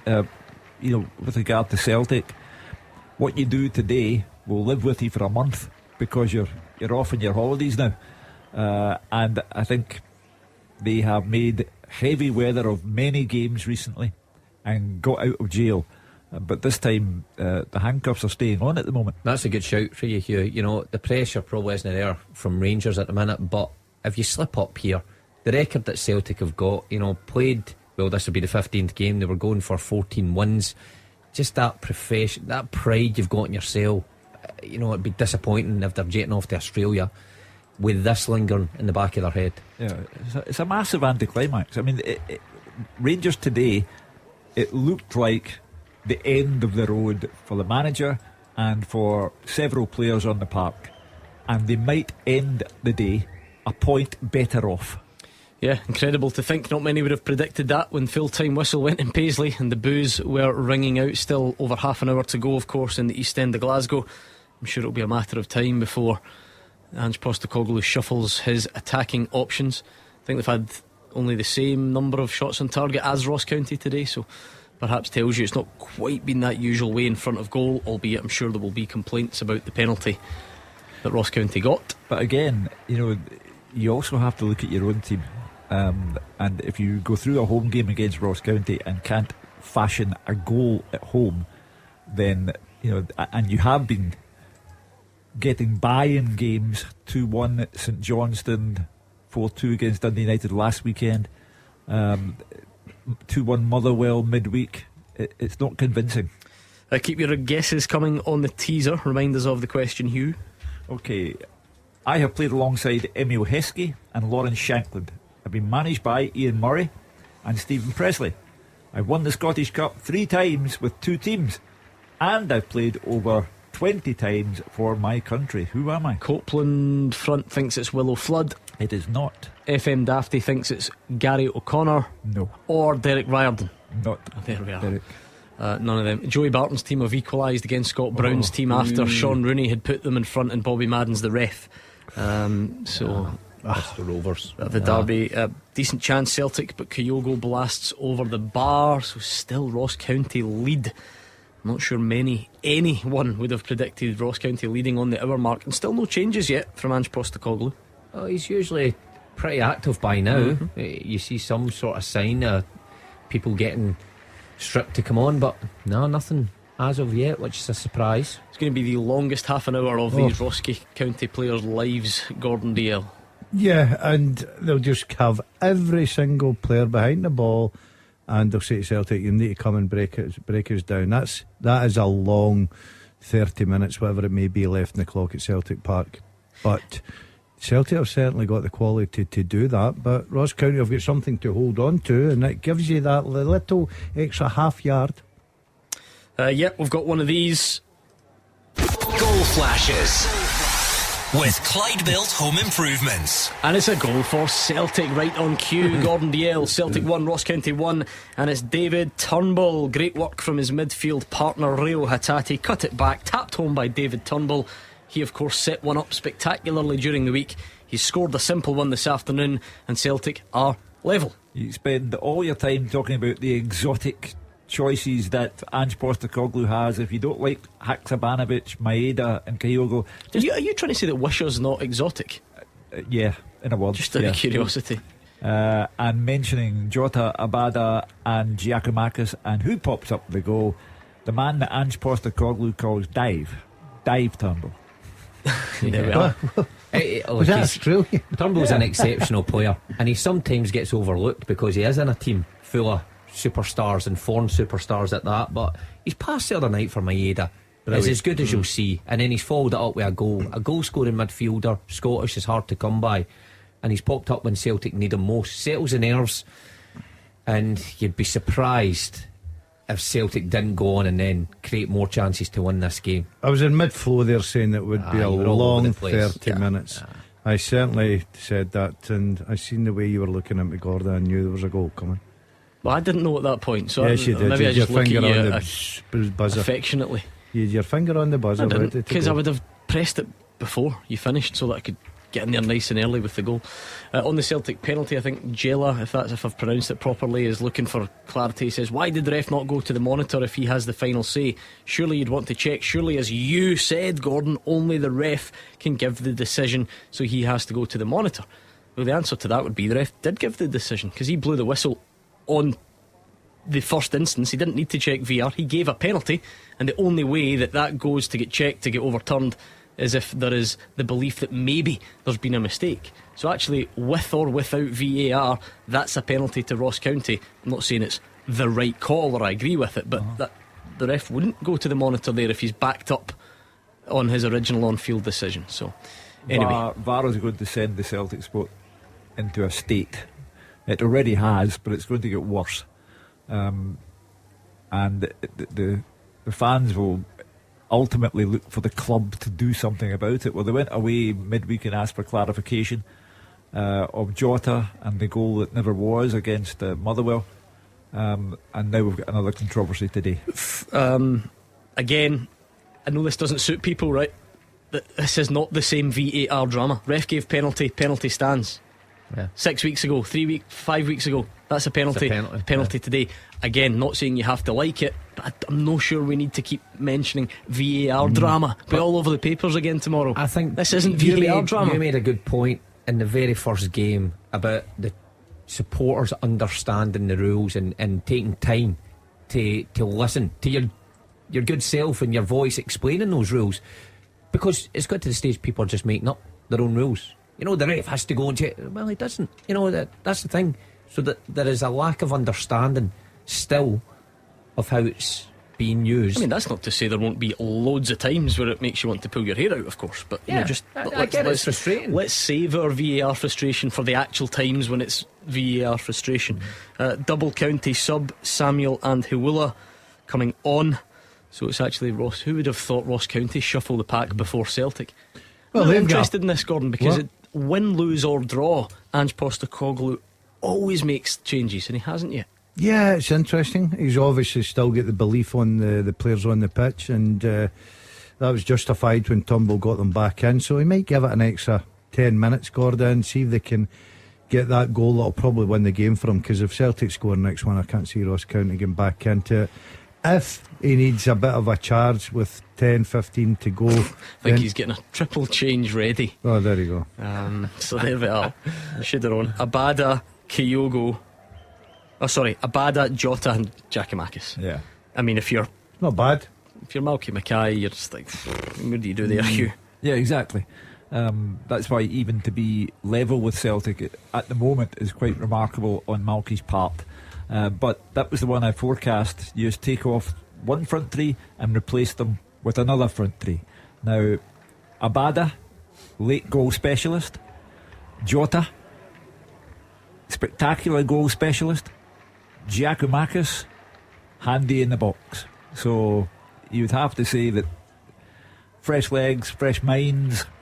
Malky Mackay's probably thinking, Motherwell have had a good spell recently there. McKinstry and Spittle with outside the box shots just wide.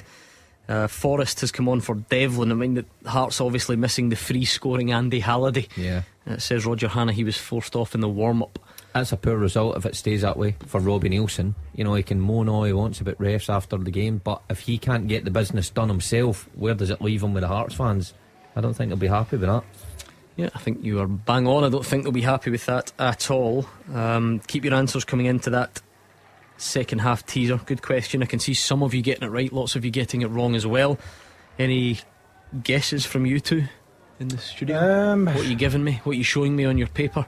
We're narrowing it down. Hold up your paper. Let me see what you've been writing. Hold on. Goal flashes with Clyde Built Home Improvements. Goal at Celtic Park, and it's for Celtic. Haksabanovic. It's a great goal, a 1-2. Then he curls it into the far corner. Brilliant goal from Ange Postecoglou's side. You could say the changes have worked, but it was one of the originals. It was Haksabanovic who scores it and into, well, maybe the subs haven't even come on yet, actually. Maybe that's more what's happened. He's curled it into the far corner. Brilliant goal, says Gabriel. Celtic lead, and you can't imagine them looking back. In the immortal Glasgow expression, you should get the jail if you don't hold on to that lead. That's the one that puts them 9 points ahead of Rangers, and they've got Jota, Abada and Giacomakis coming on. I mean, you cannot ask for any more. Sorry, the subs hadn't been made, which makes much more sense. I should have known that. And is that Haksabanović's last action then? Yeah, I probably. don't know if he's one that's gone off, but he's now finding his goal scoring touch, Gordon Dalziel, adding to what was already, for the Celtic fans, an impressive start. I told you weeks ago about this lad. I've watched him carefully. I think he's a terrific player. I think he's got everything in his locker. You were asking who would be the top three for me. Haksabanović, Jota and probably Kyogo for me. And that's 2 assists for Hatate. Yeah, that's a brilliant goal. That is a brilliant goal. They've got this knack, Celtic. You know, they don't panic. They've still got the firepower on the bench. They'll still create chances. As I said, to go to Celtic Park and try and hold on for a result with 35 minutes or something to go with the quality they've got, that's difficult. Talk us through the technique, Mark. How early does he hit that? Well, exactly. It's a brilliant 1-2. He takes his first touch, but the finish is, very little backlift, instant, curled in to the bottom corner. I mean, they're just at a different level. I used to coach my strikers. Hit the ball early before the goalkeepers set. Yeah, I don't think he was saving it anyway if he was set, but that's clearly what's added to it. That was my 40, mate. I was brilliant at that. What, touch finish? I hit the ball before a goalkeeper even get his gloves sorted. No one pull the fingers up in the glove. Cotton gloves did back in the days. And Hugh, the atmosphere at Celtic Park right now tells you that this is a day where they feel something significant's happening at the top, because Celtic Park doesn't go crazy when you take a 2-1 lead against Ross County in the 69th minute. But there's something else in the air because of what happened in Paisley. I think I noticed even Ange Postecoglou urging the crowd to be even louder, which is not like Ange. But of course it has to be a pivotal day. We're at the crossroads where Rangers are concerned. The next 48 to 72 hours will tell us everything. And Celtic will go off to Australia, 9 points clear in their own league, and it's Ange Postecoglou's homecoming, where he will be treated like a hero. He's getting inducted in the Australian Soccer Hall of Fame. So today is a watershed moment. I'm just very interested to see what happens at Ibrox between now and Monday. I'm a bit disappointed. No, I may have been lost in the mail. I don't know. I don't know if one of you boys have hidden it when it came in here, the invitation. But good for your old Paolo to get that recognition. I'm over the moon for him. He deserves it. He put a lot of work in behind the scenes over there as a player as well. I enjoyed playing and training with him. Good lad. I wish him all the very best. Unfortunately, I can't be there on his big night, but my thoughts are with him. Because you don't like holidays. No, so I'll go and satellite. Sorry I can't be there with you tonight, but Stirling Albion 0, Annan Athletic 1. Tommy Goss in 71 minutes. Stirling have been down to 10 men for quite a while. Stephen Kelly's been subbed for Scott Pittman, the goal scorer for Livy. They still lead at Tynecastle by a 1-0, which would be arguably the result of the day, although St Mirren might lay claim to that. Well, Kelly are one up against Hibs as well. One of the calls of the week on Super Scoreboard, can't remember which night, but as I listened in my kitchen, as I always do, and one of the callers said he wanted Davy Martindale to be the new Rangers manager.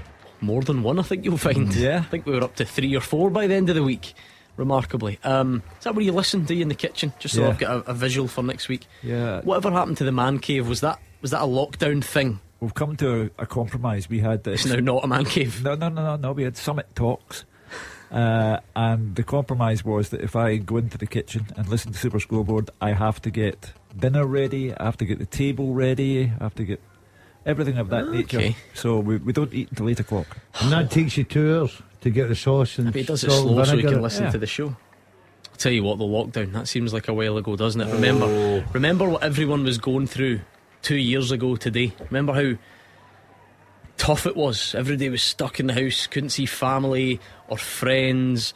you were just stuck in there. Maybe you're turning on your radio for a bit of company. And then 2 years ago today, let me take you a trip down memory lane. 2 years ago today, this happened.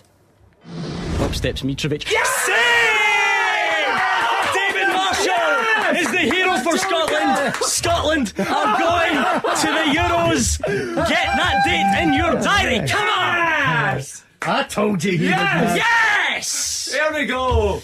It doesn't get any better than that, Dalziel. Get a top off, Daz. Oh no. For almost a generation, we've watched on in envy every second summer, and now we are going to the party. Near misses, glorious failures, sheer embarrassments. We have done the lot. Vokes, Burley, Smith, McLeish, Levine, Strachan, they've all tried, and now Stevie Clark has got us there.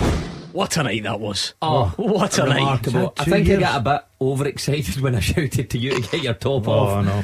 But what a night. Don't get me wrong, it didn't really come to much when we got there, but let's just skip over that part. What a night it was. It was his birthday. He's at home.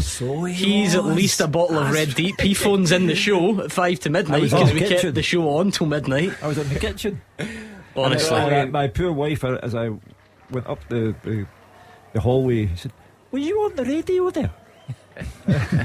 What a birthday treat that was. I'll never forget that night as long as I live. It was unbelievable. We certainly recognised you were on the red. Yes. Never mind the radio. Well, it was your birthday, wasn't it? Oh, exactly. How good was that though? We kept the show until midnight. Brilliant. Remember, that we had was Kieran brilliant. Tierney on live. That's right. In the dressing room in Serbia on the phone. Yep. That was something that we'll always remember. And then even remember going home, the adrenaline still pumping. I said it was almost like I'd played in a night game. That feeling you get, you kind of get to sleep till like 3 a.m. That's the way it felt. Right, okay, you're melting it now. It was. I mean, Okay, but like I said though, against the backdrop, right? Life was a bit rubbish in many ways at that point, and it just felt like everybody just got such a lift. 2 years though. It makes you feel like time's flying.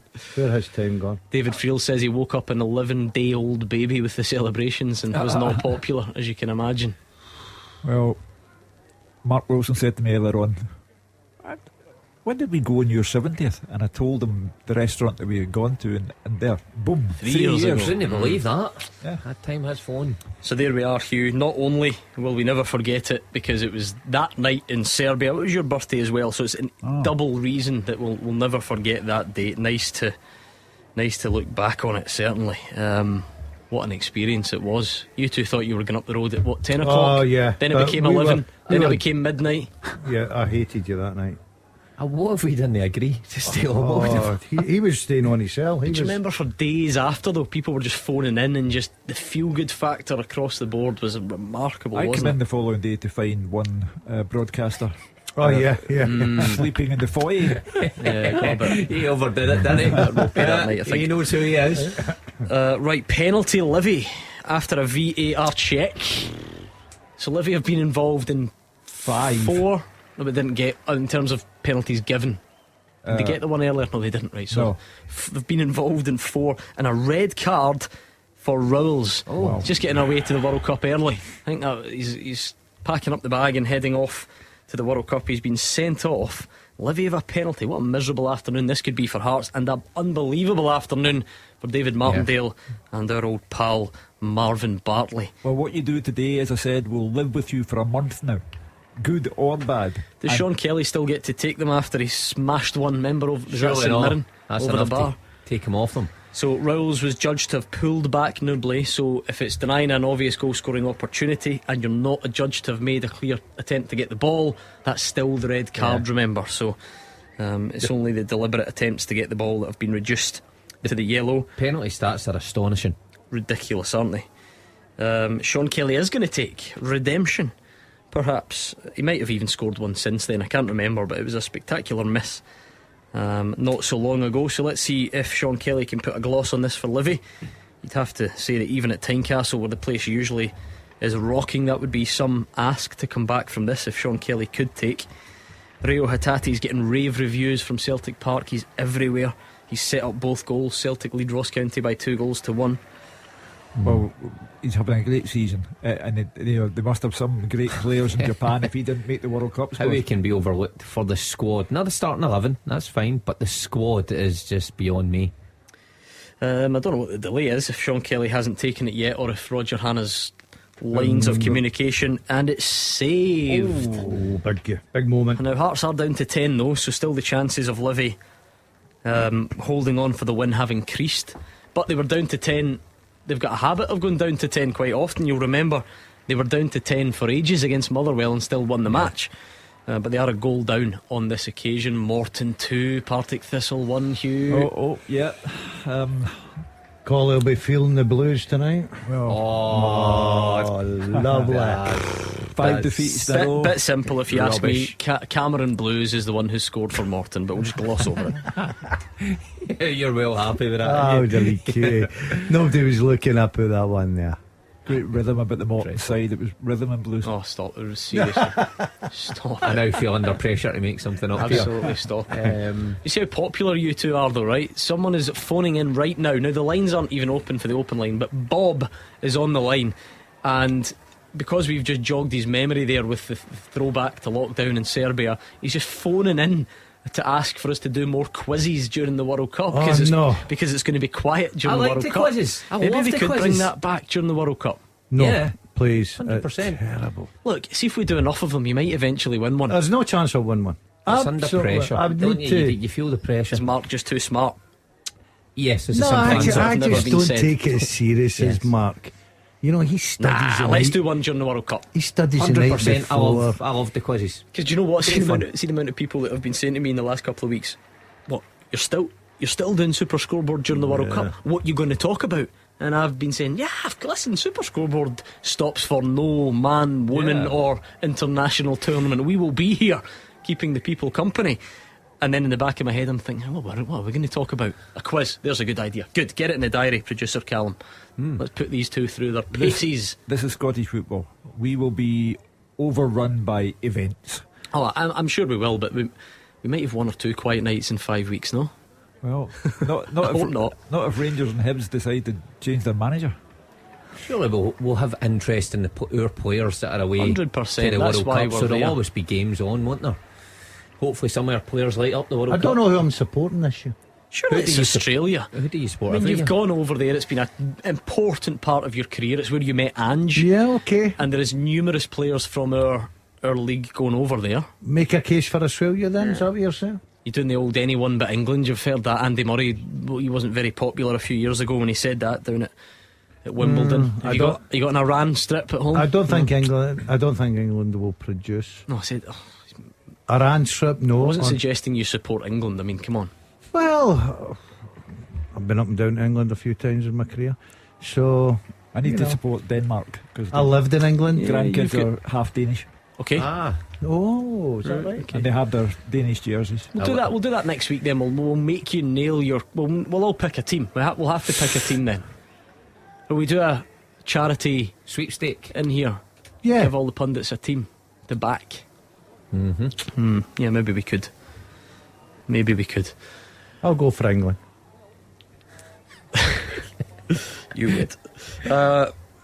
We've waited 75 minutes for the first subs at McDermott Park. Shields for McKinstry for Motherwell, and Brown, Crawford, McLennan on, May, Montgomery, Witherspoon off for St Johnstone. Will we get a winner there?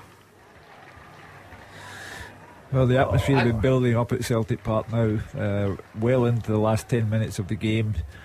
Joe Hart may very well be in London Road buying a newspaper for all we know, because he hasn't been seen. But the third goal refuses to come. The second goal would be enough for the Celtic fans, not only because it would turn out to be the winning goal, but because of the execution, just wonderful from Haksabanovic. It's the victory Joey Barton's been waiting for. Maybe Bristol Rovers have taken the lead against Scott Brown's Fleetwood with Bobby Madden, the man in the middle. What a great, quite a turnaround that one. A great Scottish connection to that fixture. St Johnstone Motherwell, I did have it down as a draw, and that's yeah, the way it was the same, Mark. The only one I'm getting wrong is Kilmarnock Hibs. And Hearts. So the thing, and this might come back to haunt me anyway, because there's still time for St Johnstone and indeed Motherwell to go and get something. Motherwell have drawn one game this season, Gordon. I know it might seem like just such a stupid obvious thing, but see if you can't win, go and pick up a couple of draws. And Motherwell aren't doing that. They're going on these big long losing runs, popping up with a victory and then again losing games. One solitary draw in the league this season. Yeah, I think you're right, Gordon. Just a couple of draws just to start getting that confidence into the side. Look, I said earlier at Perth, St Johnstone have been playing well, top 6. I would have taken a draw, especially going a goal behind. It gives you that respite over the World Cup, gets you 1 or 2 players back, a lot to work on, and hopefully come back with a good bounce, because it's very tight down there. You look at Hearts just now. If they do lose, they drop down that league.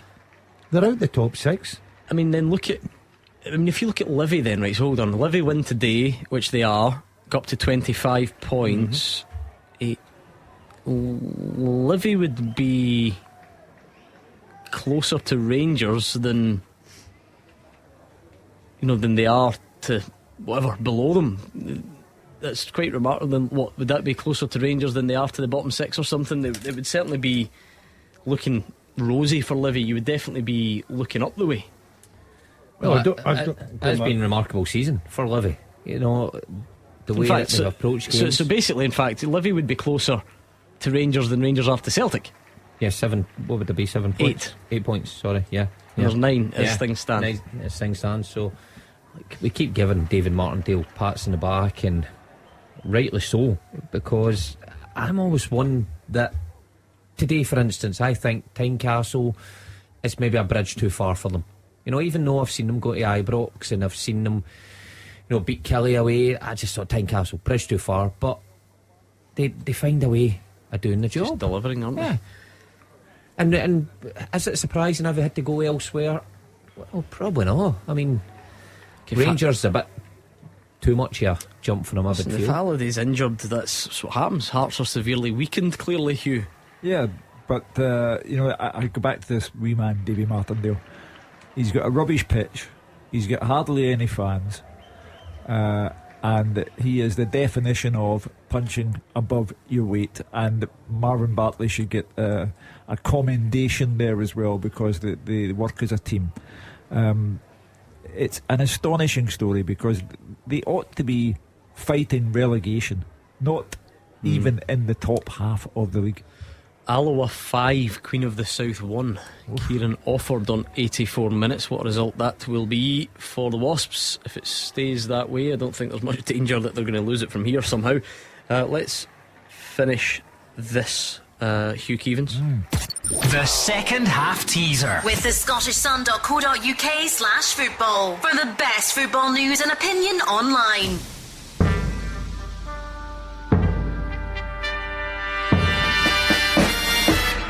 I have played alongside Emil Heskey and Lauren Shankland. I've been managed by Ian Murray and Stephen Presley. I've won the Scottish Cup 3 times with 2 different teams, and I played over 20 times for my country. I am Andy Webster. Andy Webster, well done if you got it right. Lots of you did, but the winners are Kevin Vine in 3rd, Jordan Murray in 2nd, and Lewis McKenzie. Well done to you, Lewis. You are the winner of the second half teaser. I saw Gordon Dalziel mouth Andy Webster to Mark Wilson about 5 seconds ago. You were too late, I'm afraid. You were too late. How would you have got it right at the last second? It's amazing, that, isn't it? It's amazing how Hugh has his piece of paper out though, and you can almost. You honestly think I can see that? Might just be a coincidence, but just the time Hugh takes the paper with the answer, you get it. There's absolutely no chance I could have seen that bit of paper. Well, Hugh? It's a good guess in the last second. I don't believe you could see Thank you. that. No. Thank you, sir. Have a nice birthday. Thank you.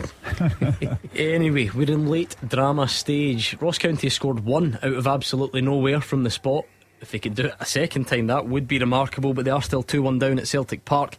Hearts are down to 10 men, but maybe they could grab an equaliser. Will there be a late winner between St Johnstone, Motherwell and Killie are 1 up against Hibs? They've tried to shore things up with defensive changes, but again, maybe they Hibs could strike one back. Now there's a VAR check. Oh, hold on, how dare I?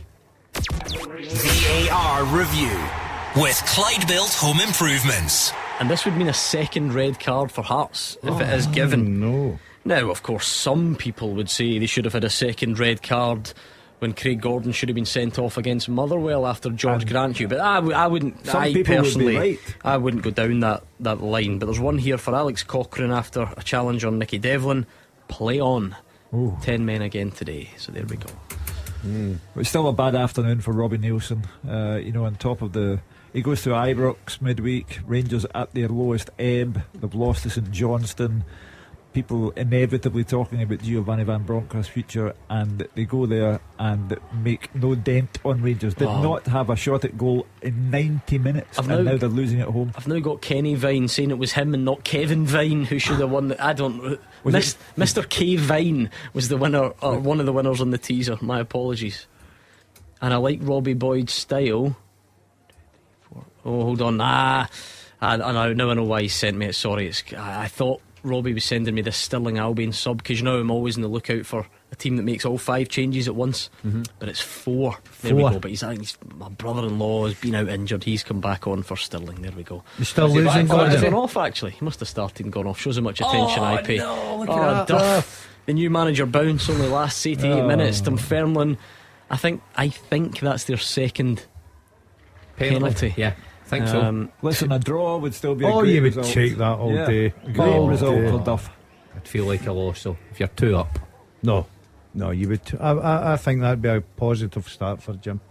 Oh, you take that all day long, don't you? But when you're 2 up, the one thing you don't want to do is lose 3-2. Now that's a sleepless night. do you know one of the changes Hibs made when they were trying to, they are trying to get back into it, is they brought Harry McCurdy on. Now I don't know if you've been following Harry McCurdy's story. So this is the guy, remember, he got sent off for Swindon or something, and he chucked a protein shake all over the referee's suit in the changing room.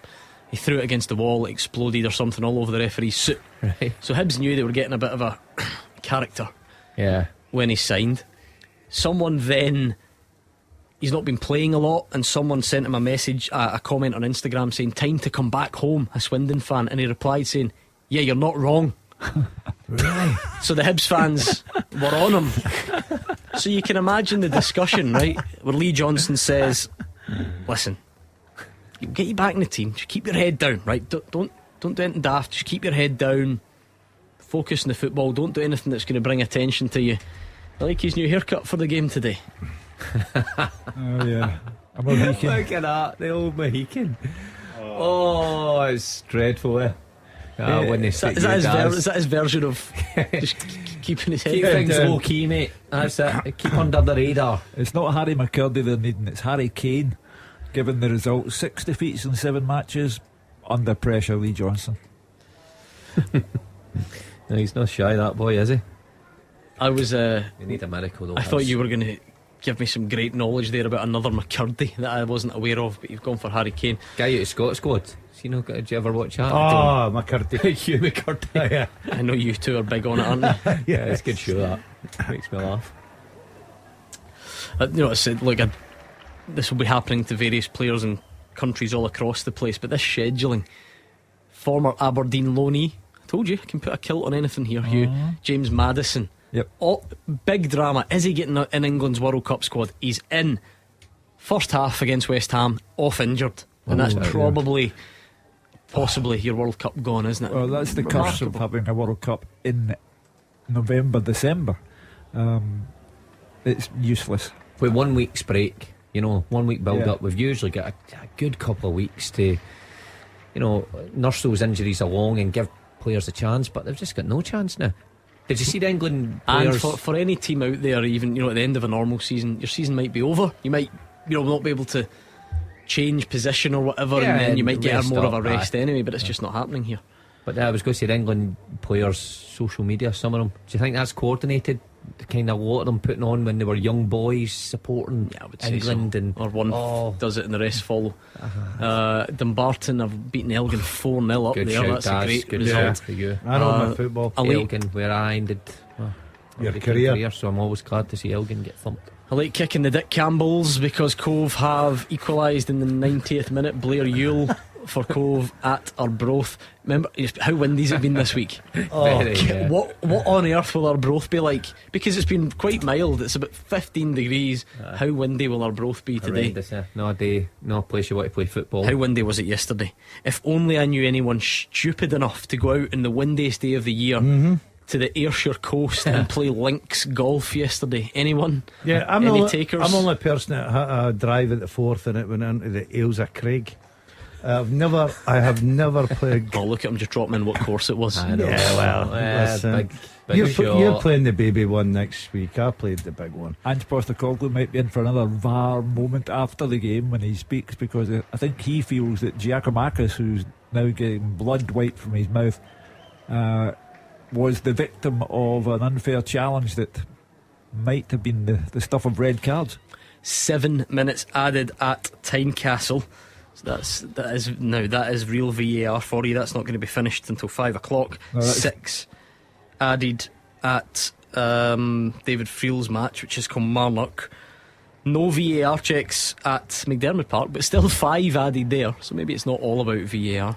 The 7 minutes at Tynecastle have been added on for Robin Nielsen's letter of complaint to the SFA. Where are we? Yeah, still nothing else. No late drama yet. I wonder if, that's a long time still to be added on in Perth. Will we get a winner there? It would be a sickler for Stevie Hamill in particular, because you get the impression that the draw would suit him a bit more than St Johnstone at the moment. But I suppose will be alright. Flip that in his head as well. Yeah, the week that they've had, finishing up, you've got 5 weeks. You look at your results, you think, well, at least we've not been beat at home. So the top 6 will be interesting, come close of play.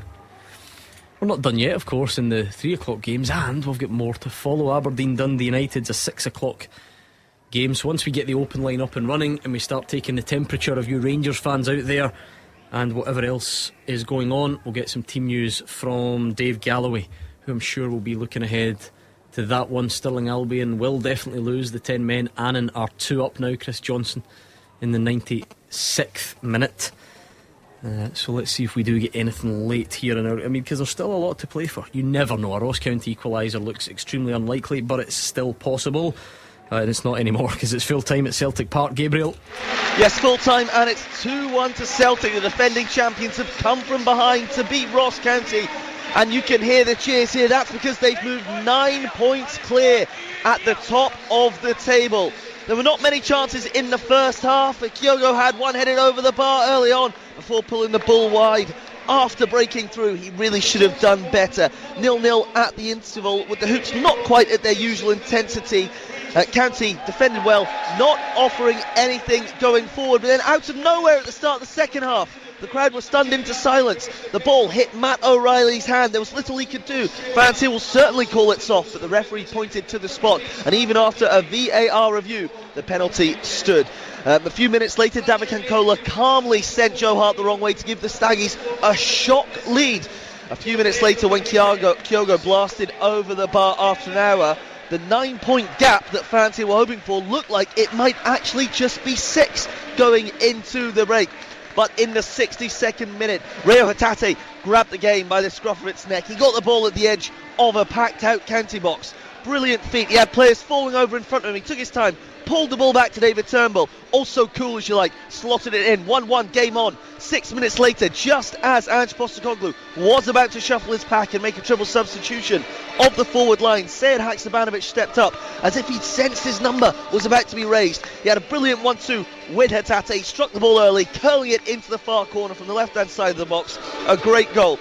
This place was rocking, not usually what you'd expect for a 2-1 lead over Ross County, but that's because something significant was happening here. They were moving 9 points clear. Georgios Giacomakis had the best chance the last 20 minutes. He spun his man, forced a great save from Ross Laidlaw, but it must be said Reo Hatate was outstanding today, all over the park. 2 assists he had as well. Not Celtic's greatest performance, and Postecoglou in the centre circle clapping at the fans now. He won't be bothered. It's a huge win nonetheless. They now head into this 5-week break with 15 games played in the league. They've won 14 of them. They are 9 points clear of Rangers a huge cushion going into the second half of the season. And yes, there are more than half the game still to go. 3 Old Firms left, but it would take a monumental collapse from Celtic and a huge effort from Rangers to reverse that gap and take the league title from what must be said is now in Celtic's grip. Full time here at Celtic Park.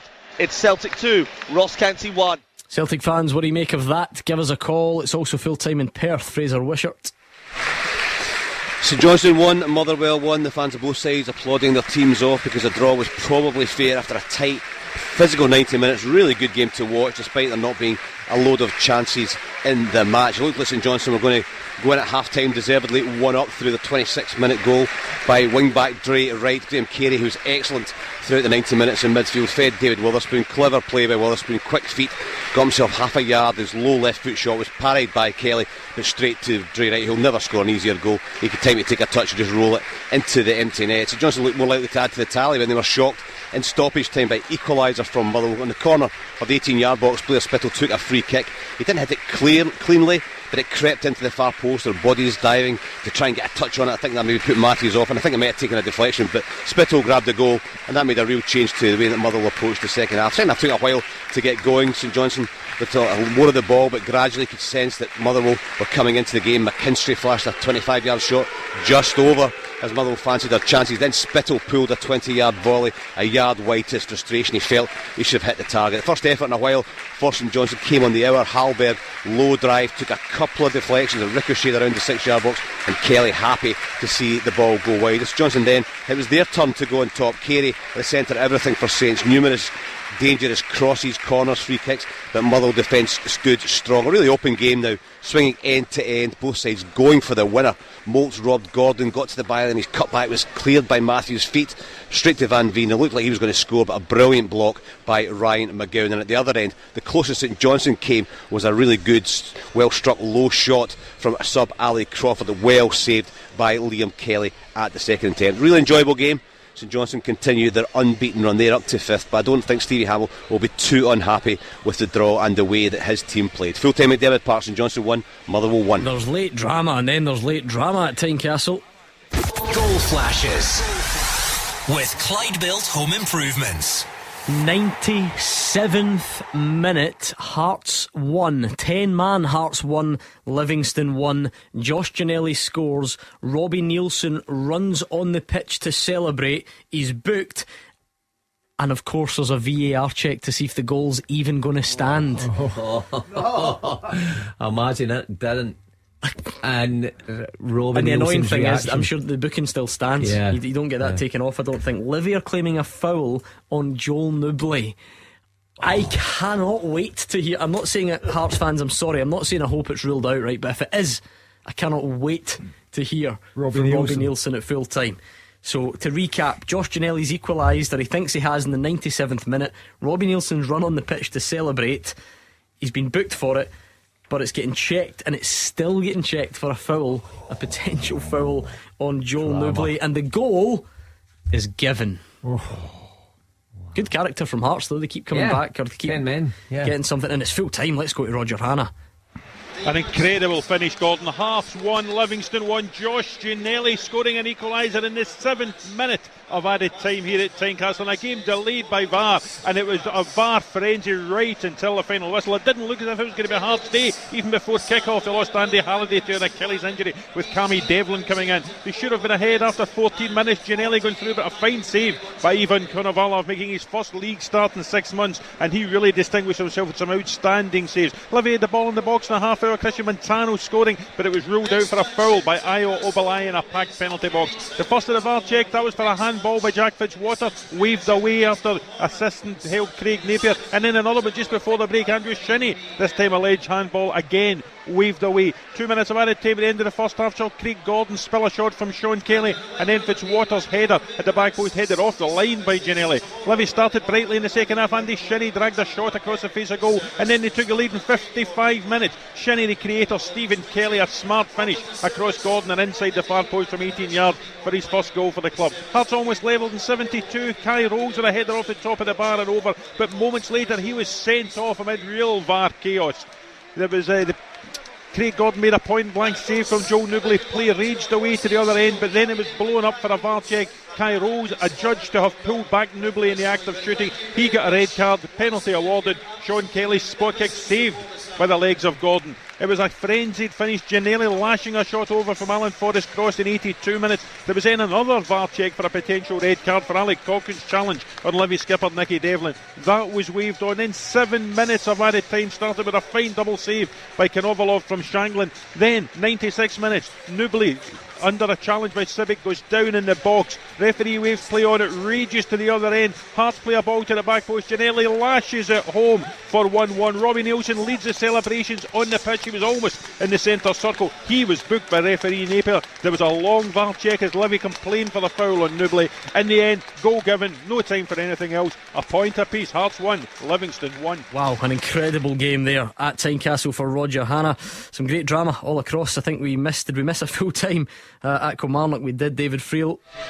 Yeah, Gordon, full time Kilmarnock 1, Hibs 0. What a win for Kelly, and what a 24 hours it's been for Danny Armstrong. The little winger only signed a new 2-year deal yesterday. 24 hours later he scores a spot kick winner to take Kilmarnock off bottom spot ahead in Dundee United's match tonight. Derek McKenzie said they'll go into the winter break, the World Cup breaking a massive high, but the same can't be said for Hibs. They've now lost 6 of their last 7 games, and this defeat will pile a lot of pressure on boss Lee Johnson. First half was really poor. Hibs striker Nikola Kuharevic had a goal ruled out for offside, but there were very few chances. The second half was a lot better. It was pretty explosive at times, and Paul Hanlon missed a sitter when he messed up a header just after the break.